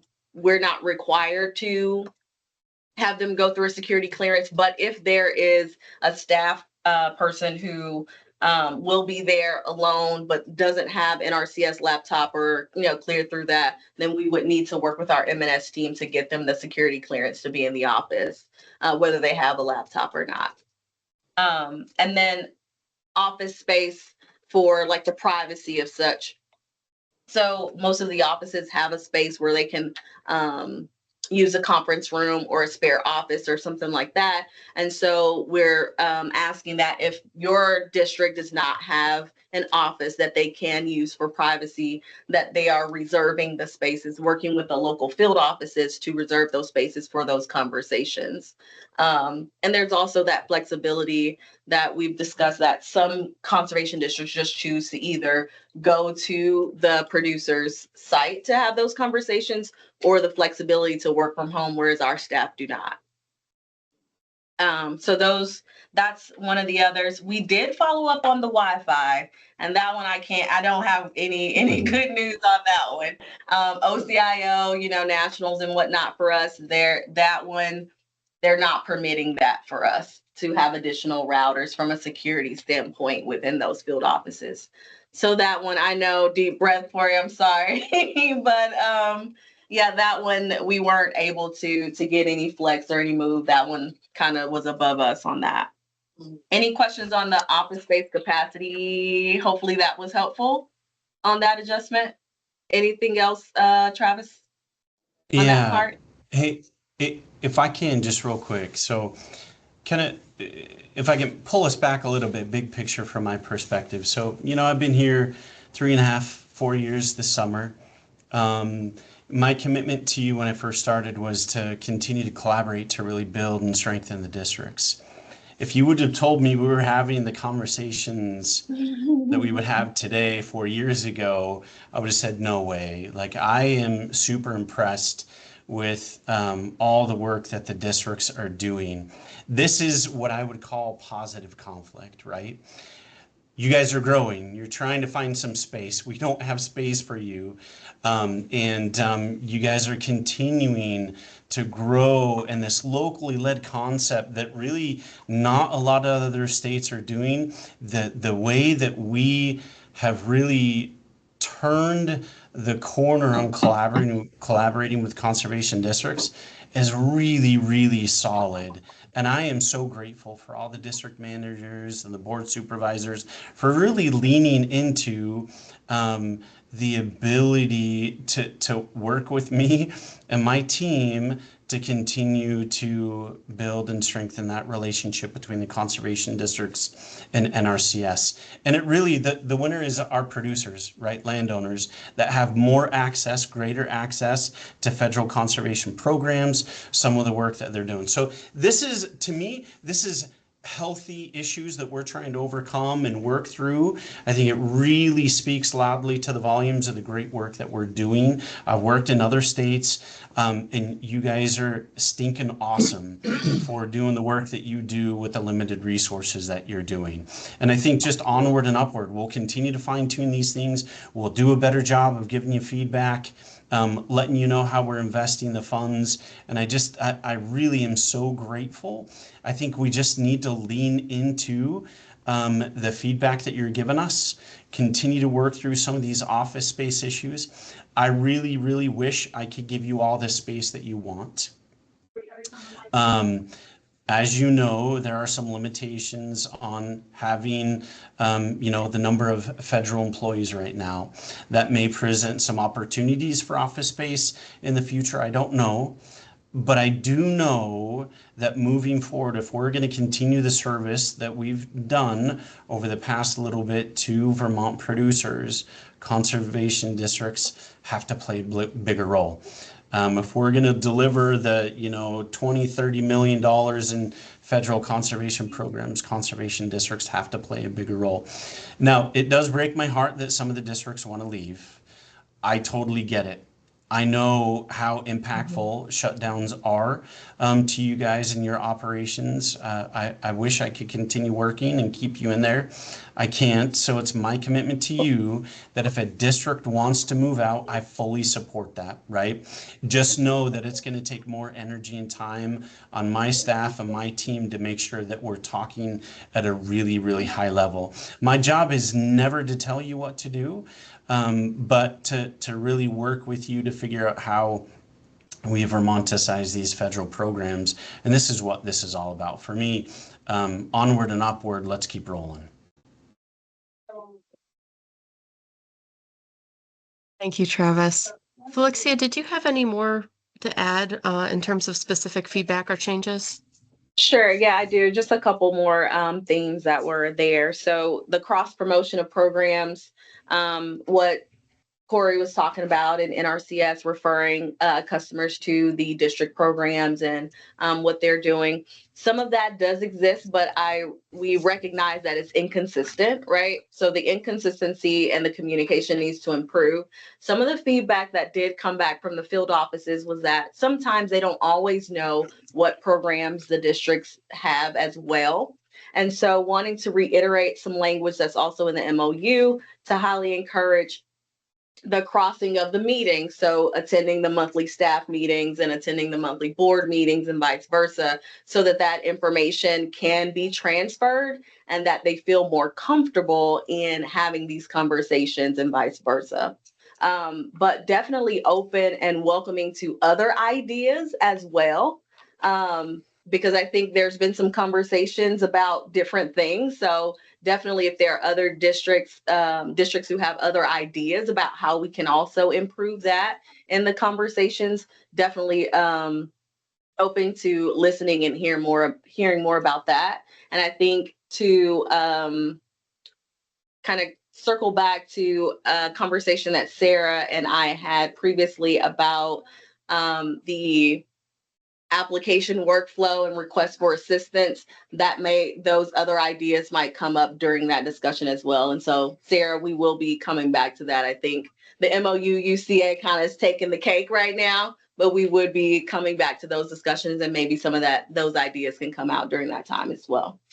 And then another common theme that Corey talked about was basic funding. The MOU and UCA add significant burdens on Conservation District without commensurate increase in responsibilities or financial support from NRCS. And that was kind of the common language and theme, which, as you know, much of this is out of NRCS Vermont's hands as far as how we can provide that support. But I did want to clarify, and I've done this with one-on-one conversations with districts and even in the district managers meeting, that the draft MOU in UCA right now, it still maintains the basis of the statute, but it increases the clarity for those NRCDs who desire to provide conservation planning assistance.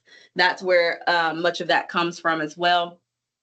NRCS staff can also assume the local work group responsibility for those NRCDs who do not have the capacity. I do want to make sure that we understand that as well. There has been some instances where the local work groups feel like it's heavy on the districts to be able to do. And so NRCS has and will continue, if needed, to step in to make sure that those local work groups continue to happen and collaborate on those efforts. And it's happening in different districts. I know that in the district manager meeting, the conversation was, but we want to make sure we're doing a great job and we are, you know, protective about what we do. And I get that as well, but wanted to make sure that that's also understood, that NRCS will continue to provide that support.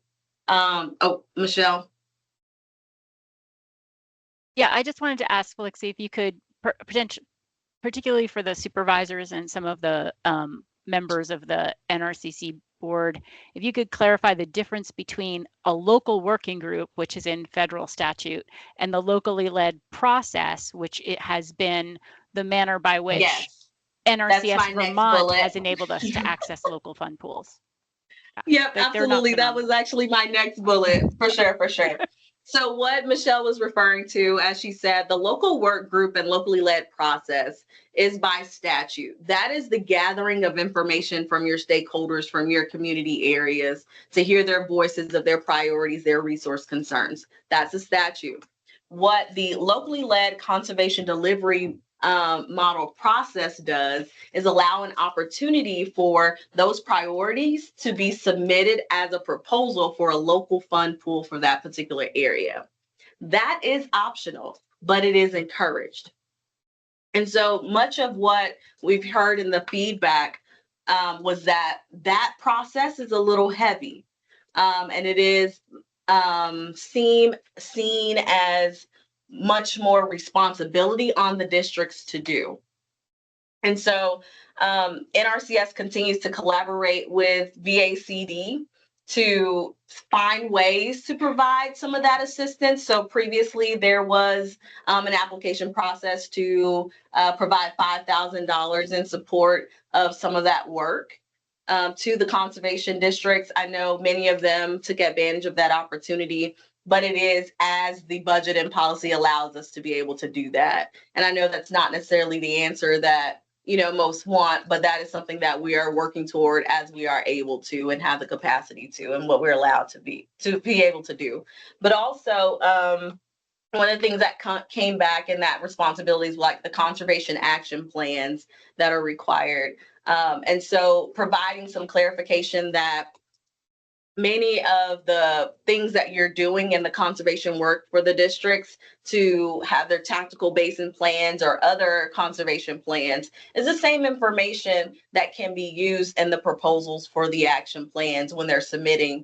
And so working to clarify that process, clarify the crossover so that you're not duplicating efforts, but also working with the state agencies to kind of streamline that process so that everybody's on the same page and that it's not as burdensome or seemingly burdensome for the work that is being done, and that you can just kind of copy and paste some things and still submit that proposal if that's the desire for your particular area. So I think that was the feedback that I had, and then the last one was on the technical service providers. So can the districts with MOUs and UCAs become TSPs? We did clarify that answer was yes, or is yes. Some of the language that is being added to the MOU is that if districts will be performing TSP services as an NRCS conservation partner, they must agree to not utilize NRCS resources or information systems for associated TSP operations, which are not otherwise available to all technical service providers. Additionally, they must certify that if they're performing TSP services as an NRCS conservation partner, they agreed to obtain a signed 1270, which is our release of information confidentiality document from the landowner to allow, bless you, to allow access to the application or contract document selected on that form. And that is a form that the producer or customer has to agree to and complete. It does not give the partner any decision-making authority, but NRCS will continue to contact the customer for all of those decisions. but agreeing that we still need to outline what it means to keep the TSP work separate from any NRCS related work. And so that is a conversation that we plan to follow up on so that we can properly outline that and kind of push that back out for feedback to the districts as well. I think that's all I have for the sake of time, if there are any questions. Hey, Claire, I might just add on the last one. Earlier, I said I would never tell you what to do, right? This being a TSP is part of that, right? We previously felt it a conflict of interest to have districts that are co-located with us to be TSPs, because competing TSPs would see that, hey, how can NRCS pay for space, and then all of a sudden turn around and have this same conservation district be a TSP and take away business from my TSP business, right? But we have legal counsel that has said you can be a TSP as long as you are not using NRCS's resources, so equipment, building, computer, information, any of that to do TSP. So if that's a business model that a particular NRCD wants to pursue, we support you 100% of that. I will caution you that if you do go that route, your books will need to be tight. And I will let you know that there will be TSPs that will call your bluff, meaning that they will say there's a conflict of interest because you will have staff who will have access to producer protected information. And you also have staff who are TSPs who could potentially have access to that information. And again, that's not my world to live in. That's a choice that you guys need to make as a business decision. We'll do everything we can to walk you through the process, but just know that if you choose to do both of those, it comes with some increased responsibilities.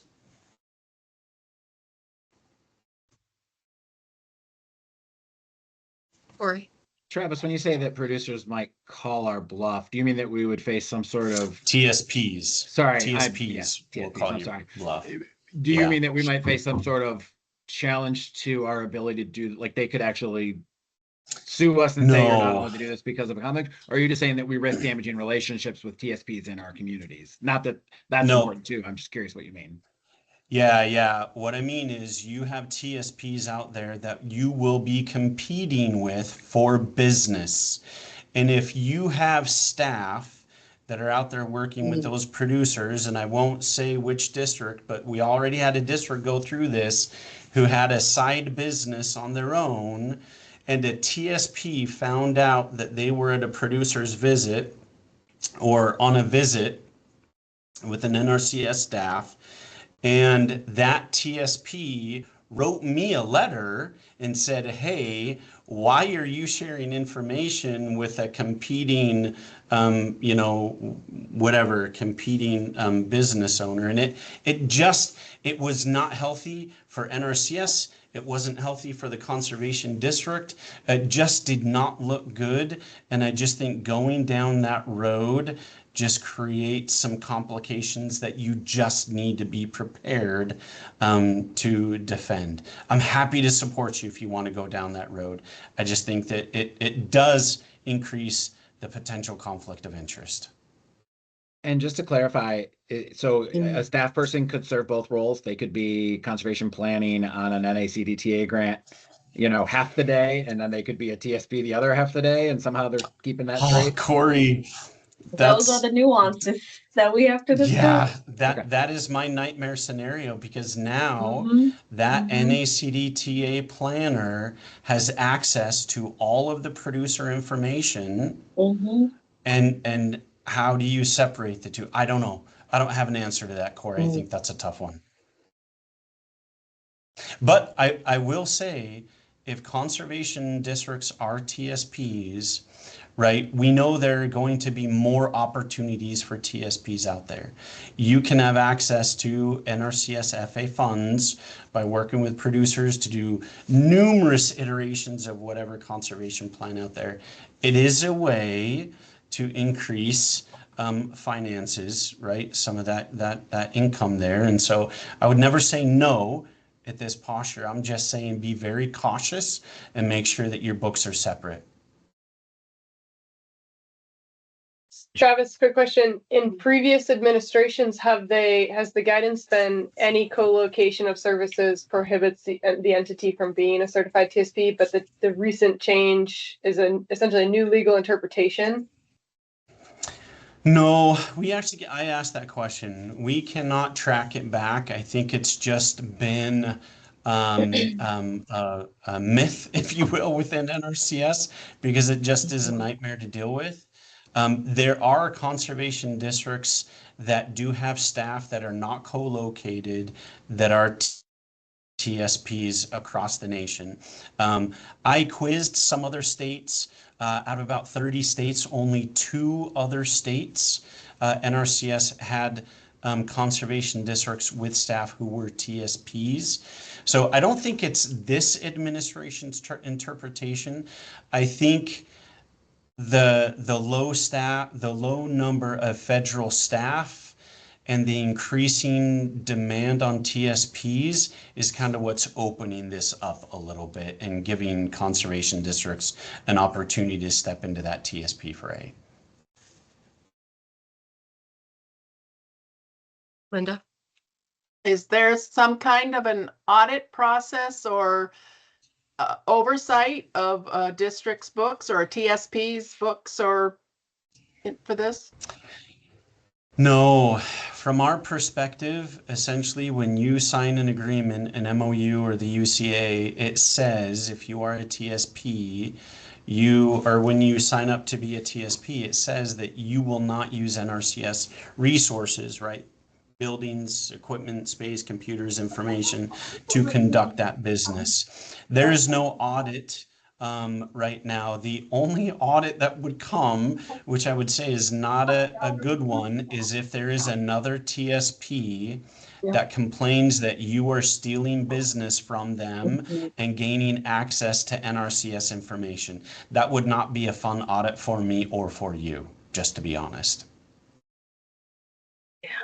And I'm looking at the time here. I see we're a little behind on our agenda, but I think this is a conversation that's worth dwelling on because this is a very important issue and a brand new issue. So I want to flag that there are a lot of technical questions we need to work through before we maybe are on fully solid ground about what the best practices would be for a district to pursue this route. And I do actually see that as a potential role for council to coordinate with the AG's office or with other resources within the state to help provide guidance to districts about what some best practices might be, both from the perspective of the separation of duties that Travis was talking about, as well as making sure that districts remain in compliance with all other state laws and pursuing what would be essentially providing services in an otherwise for-profit realm. So we need to maybe do our due diligence in terms of developing guidance around best practices. I just want to echo what Travis said. This would be an individual district decision. Council also cannot tell districts what to do in this matter, but I am hoping that we can provide resources so that districts can have a path forward that can be reasonably assured of not running afoul of any of the issues flagged here. So that'll be maybe a future project to talk about together as a group and to work with VACD and the district managers on. But I think for today, one of the main purposes in talking about all of this is to make sure that council is aware of these updates and these issues that are out there, but also to flag some areas for potential action for council. So the guidance on TSPs might be one of them. Continuing to push for or coordinate or facilitate increased state resources to districts, either in terms of core services or access to alternate office space. That would be important both for the feedback that Corey presented, but also a step towards being able to become TSPs and having alternate computers, alternate office space that can be used for that purpose. And then also I had a request from a district to run some items by the state AG's office to get a legal opinion. So unless council would prefer I not do that, my plan right now would be to provide the template MOU and UCA to the AG's office. I don't anticipate that there would be any issue, but there was a district that would like the state's legal team to be aware that this is something that's happening in the state, as well as provide any flags on the TSP issue. So I'll put all that information out, see if there's any additional questions, hoping to wrap this up maybe in the next 5 minutes. Claire, can I say before you submit that, if we can make those adjustments that we just talked about, so I can send that template back out with that info? I would absolutely defer to you on what the final additions are and be in touch with you before that happens. Yeah. Okay, sounds good. Thank you. Any other questions or comments on this issue?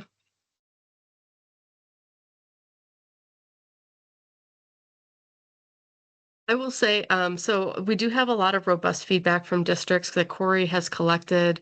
I'm hoping that we can make that available to council after this meeting, so you can just you see all of the feedback that's out there. And if there are any future actions that council wants to take, we can consider that maybe at a future meeting. But my understanding is right now we need to let the process of district and NRCS feedback sort of work the process, get the changes made that Felixia outlined, and then kind of go from there. I also just want to flag that, you know, we've gone through several very heavy items with council today. This is a really heavy agenda for us in terms of core services, statute changes, office space, NRCS MOUs, and TSPs. So this is a couple of very big issues that are all interrelated that are happening right now. So if you do end up with questions about any of these things later on, feel free to reach out to me, and I'm happy to give you more of an in-depth sort of background and talk through any questions that are lingering. Any other questions? Okay, so the next thing on our agenda is a break. I'm proposing we just move past that, and if people need to take breaks, can do so as needed on your own. Is that okay with everyone? Okay. The next item we have is a discussion of the Ag CWIP award strategy. Emily and Michelle, I think I was going to ask you to present this since this is happening through VACD, but we wanted to make council aware since council currently holds this agreement and continues to have an interest in this work. So Emily, Michelle? Yeah, so collectively districts asked for $5.5 million on the Ag CWIP application, although the most that any one group of organizations can get is 4 million. So we're going to have to make some adjustments there. Collectively, VACD and council applied for about 20% less this year since we're all in one agreement. So we reduced our ask considerably and have in the hopes of creating capacity for districts to apply. So what we proposed to the VACD board and what they approved as a strategy for reviewing the district proposals when we get back the final award amount from Agency of Ag is, which will incorporate first, of course, Agency of Ag's feedback, but also we would be looking at first providing a minimum level of funding for all districts.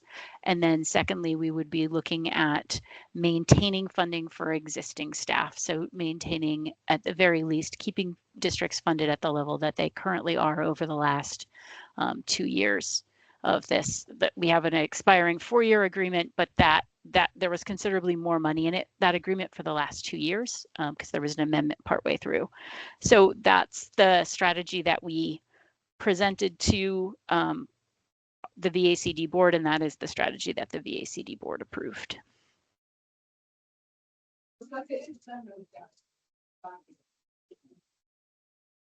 Emily, did you have anything to add to that? Sure. Just for a little context, Michelle and I also met one-on-one, or, the two of us with each district and talked through each district's ask and ensured that we felt that it was achievable and that generally that the workload sort of matched the amount requested. We did have one district that we actually asked to reduce what they were applying for from the start, just given what's going on in that district, some issues that they've had with delivering on their current agreement. So that's sort of where we've gotten some of our wiggle room, and the hope is that we can use some of the reduction primarily from that district to sort of uplift some of the other districts. Just knowing that even if you are not doing as much ag work, there's a baseline that everyone, I think, needs to have if they're going to engage in this work at all to be able to support staff, train them up, and all of that.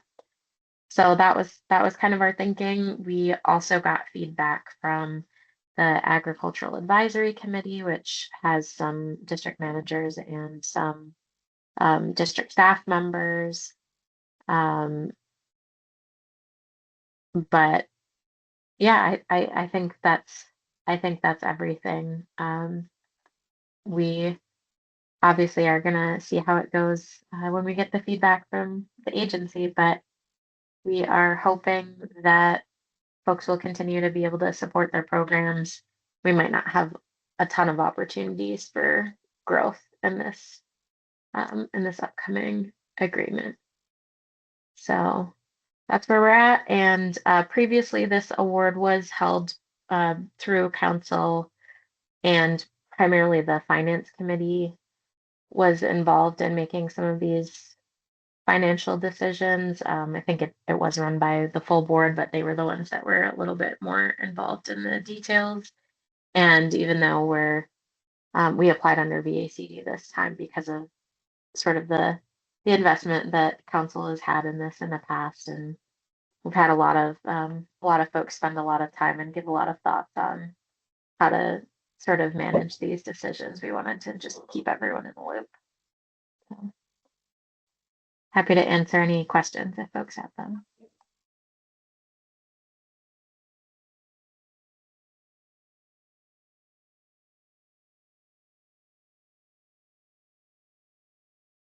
If there are no questions, we'll move on. But thank you again. This is one of our, I guess, just back up for a quick second. This is one of our main funding sources. This really does provide the backbone of all district agricultural work, and is oftentimes the primary source of match for some of the work that districts do under federal sources of funding. So, if you have questions, again, please feel free to reach out to Emily and Michelle, but we'll keep you in the loop as we hear more from the Agency of Agriculture. Our next item is the SU rep reports. Those were provided written before the meeting, so I'll turn it over to the supervisory union reps if there's any quick updates you want to highlight from those reports, but if not, I do encourage everyone to read those reports after the meeting. So any quick highlights from our supervisory union reps? Linda? Yeah, I will edit ours a little bit and ask Julia to send it back out. Corey had given me some additions and I didn't get it onto there.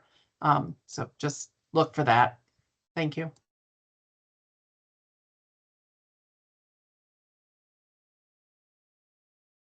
Any other highlights from Richard, Bill, Daryl, anyone else?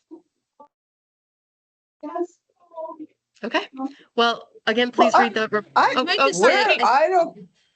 Yeah, well, yeah, but I don't have an addition because I don't have the reports. I emailed it to you. Did you email them? I did, yeah. And I had emailed you the one like a week and a half ago. This one right here. To get Okay. your district's input. Sorry, I guess I didn't. Okay. Thank you. Yeah, the way we've been handling those reports is that Julia coordinates them. She is able to fill out some amount of information from the districts, just given what she knows as communication manager. But we do encourage all supervisory union reps to review them and also to add to them. And Richard. The only thing I could include is that we had and Nina was present last night. We had a group meeting in our Franklin County district, met up with the water quality people and Friends of Lake Champlain, and we had a good meeting and a good meal, and we've reported that also. And I believe Julia's got the information too. And we're still searching for a place of our own. One of those districts looking for office space, and I know that's been a long-standing effort for you. Once we have an agreement that we can get a mortgage. Well, hopefully we can move forward. Any other updates? Okay, thank you, everyone. So the next item, partner report. So this is just an opportunity for Agency of Agriculture, ANR, UVM Extension, and NRCS and VACD to provide any additional updates or highlights that you think would be beneficial for the good of the group. I guess I'll call on folks. Let's see, I think, is Marley still on? I'm still on. Oh, you are. And I Okay. sincerely apologize, but I think it would probably be wiser for me to submit my report in writing rather than try and get through it without any background noise. My point exactly. Sorry. That's okay. I understand. And we will look for that written report. I do encourage everyone to submit written reports. It's just helpful to have in the record because not everyone can attend these meetings. But thank you, Marley. Nina. Yeah, happy to share a few updates from the Agency of Agriculture. I'll start with the sort of wrap back on Ag CWIP. So the agency's received $11.8 million in requests. We anticipate about $8 million available for this funding opportunity. Say it again, which was it? The Agricultural Clean Water Initiative program. Our team is deep in the review process, ranking of proposals, and identifying what pennies we might turn from said couch cushions.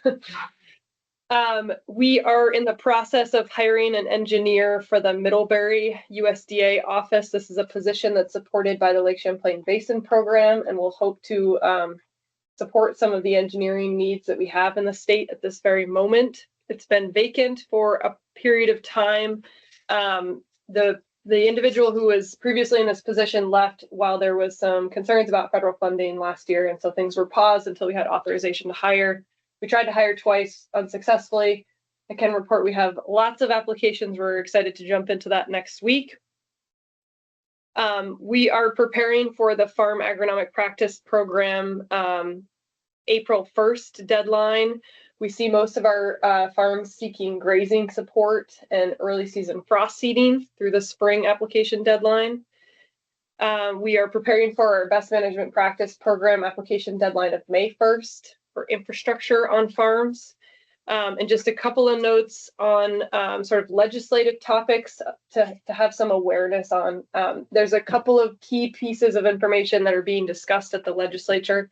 Some of you may or may not be intimately aware. I think one of the larger issues that's being discussed, which I brought up to the board previously, but there was a Vermont Supreme Court case last year that sort of upended how municipalities may or may not regulate farms. And so that conversation is very active in the legislature right now. I encourage folks to, connect with your local representatives or other associations to sort of dive deeper on the issue as relevant to individuals. I think the other sort of just points of awareness in the legislature might be, the CAFO conversation is still ongoing. I'm going to ask my director, Laura DiPietro, to speak briefly for an update regarding the CAFO Stakeholder Working Group, which was a component of last year's legislation regarding the CAFO program. Hi, everybody. High level, there there's a stakeholder group that is working together. It's mostly comprised of farmers, but the districts are represented by Lauren and Extension, and then NRCS is represented by Brandon. And so that group has been meeting. There's one more meeting left. There's a facilitator. So the facilitator is going to draft a report. The process right now internally is that there's a draft report and it's being circulated amongst the stakeholders to fine tune it.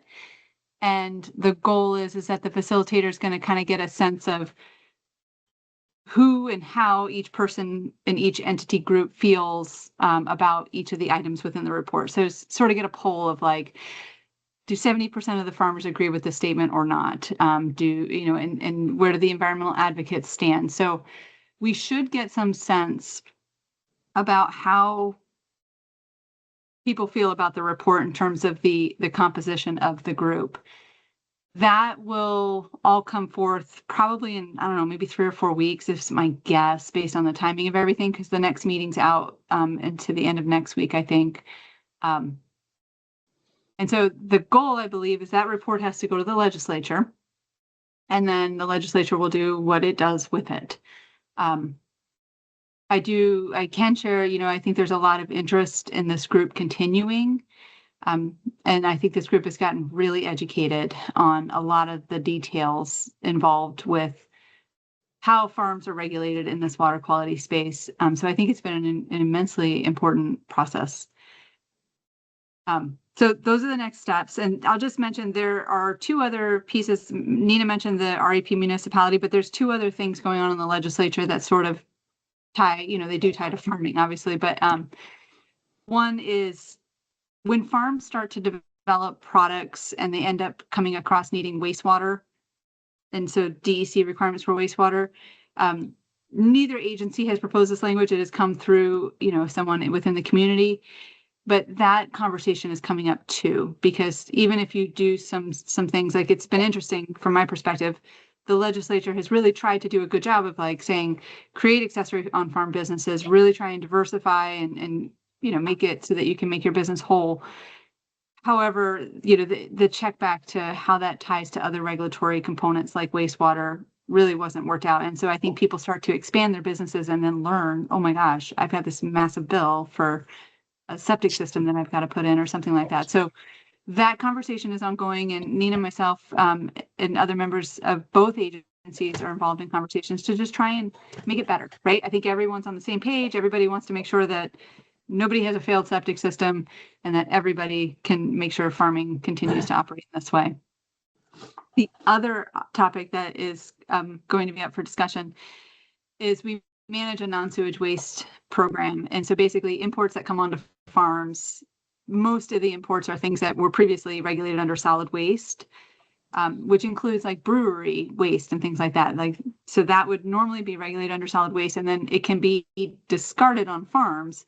But it has to go through this program so that we can make sure that a farm has the storage capacity, has the land base for it, et cetera. So that language is basically proposing to change to incorporate the changes in technology, which is people will digest something with an anaerobic digester and then separate it, have a solid and have a liquid. And currently our program only manages the liquid. So we're just trying to make sure we capture that solid component as well.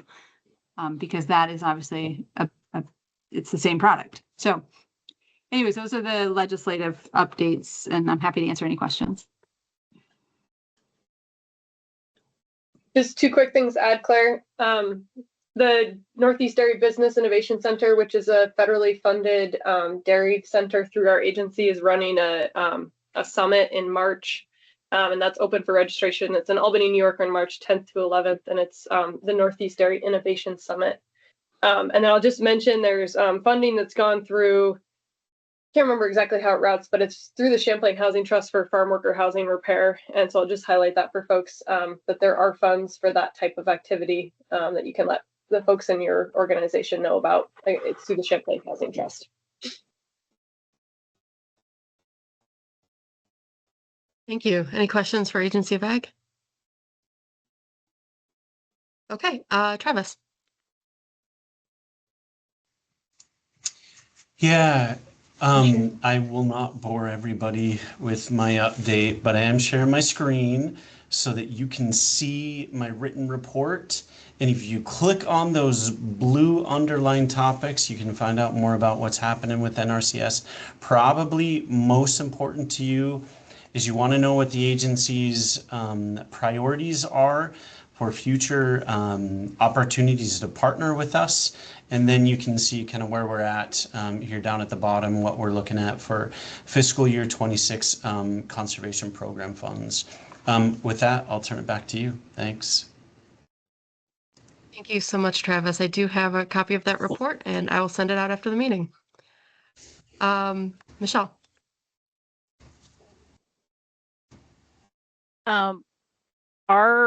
The big news at VACD is that we are receiving, Travis is going to be very happy about this, $217,000 from Great Lakes Fishery Commission to expand our UAV program.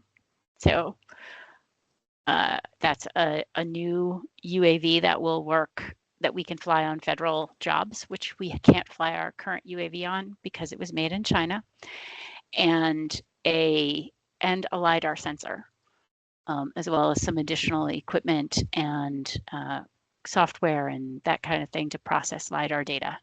So we're very grateful and excited about that, but that's going to really let us expand our work on engineering projects. So ANR and Agency of Ag will probably would love to talk with you about how we can use this equipment, how we can use the drone team to support your work, because we're really going to be able to get some great data for engineering projects, for example. So very excited about that. Michelle, I didn't hear what you said. What is it? It's money from the Great Lakes Fishery Commission we have an unmanned aerial vehicle program, a drone that does a whole range of conservation work, a lot of delineating and monitoring wetlands. We use it to gather data on engineering projects. We use it to certify practices. We've used it in emergency response for FSA with the conservation, the emergency conservation program, I forget what the name of the program is, but it's the program that lets the farmers get assistance when their fields have been flooded. So we used it to document damage to fields so that they could do those assessments much more quickly and get farmers paid much more quickly. So we use it for a wide range of work, but we haven't been able to fly our drone since December 22nd because it was made in China. So we couldn't fly it on any work that was federally funded, which has put a limit on our ability to work with NRCS on this. So now we've received funding from the Great Lakes Fishery Commission to get a legal drone, a drone we can legally fly on NRCS and other agency work. And one of the first projects with that new drone is that we are doing a project with the Franklin County District and U.S. Fish and Wildlife to determine how effectively we can use drones to site the locations for strategic woody additions. So we're going to be starting that work. Strategic woody additions. What was the acronym you used? What? UAV, an unmanned aerial vehicle. Well, that's the drone, correct? That's the drone. Yep. Okay, what's the LiDAR? LiDAR is a type of sensor, and it stands for, oh my goodness. We have light detection and ranging. It uses lasers. Okay. So it bounces information. So the advantage of that is that you can get data on things like a slope, even if it's heavily vegetated, because the LiDAR signal will go all the way to the ground and then bounce back up to the drone. That's so you're using the drone attachment to the drone? Yep, it's a sensor that we attach to the drone. Yeah, we have another sensor that we use to detect things like invasive species.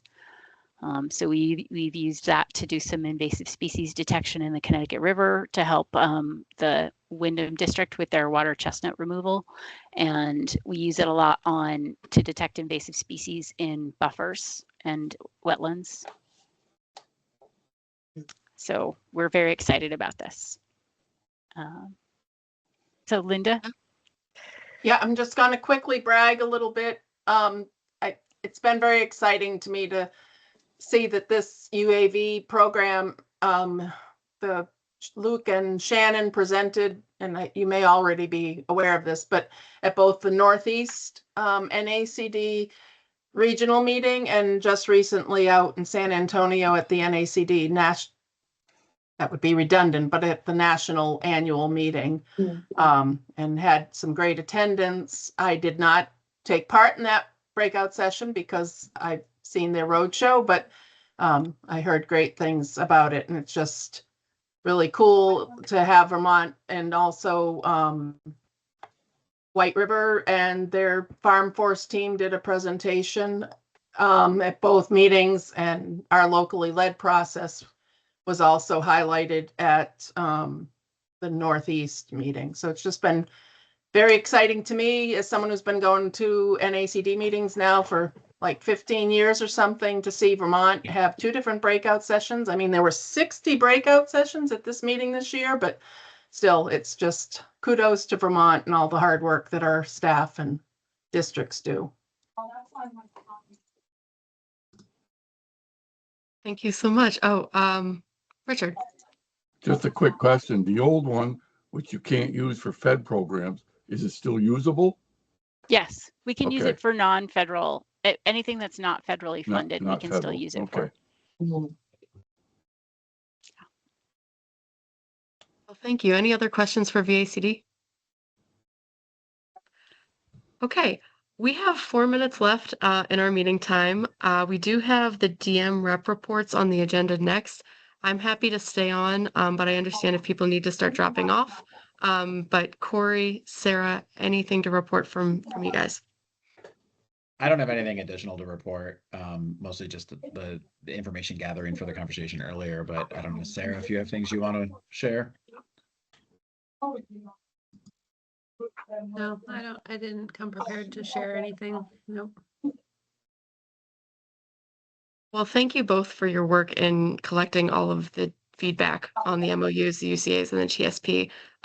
We're going to need to look through that data a little more and share that with council. And so if there are any follow-up items, I'll be in touch to talk about potential for that in the future.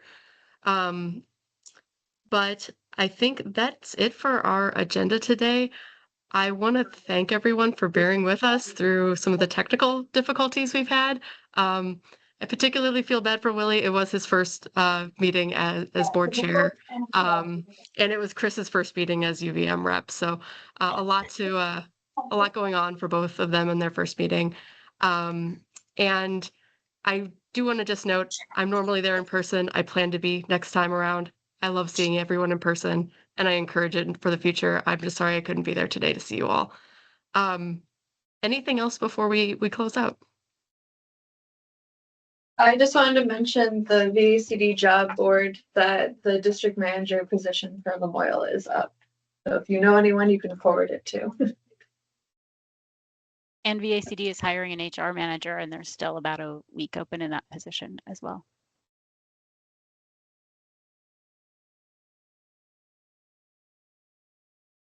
Well, thank you, everyone. If there's nothing else, I think, I guess I would ask for a motion to adjourn, not being a So voting moved. member. I'll move to adjourn. Richard, second. Motion by Linda, second by Richard. All in favor? Aye. Aye. Aye. All right. Thank you, everyone. It was so good to see you.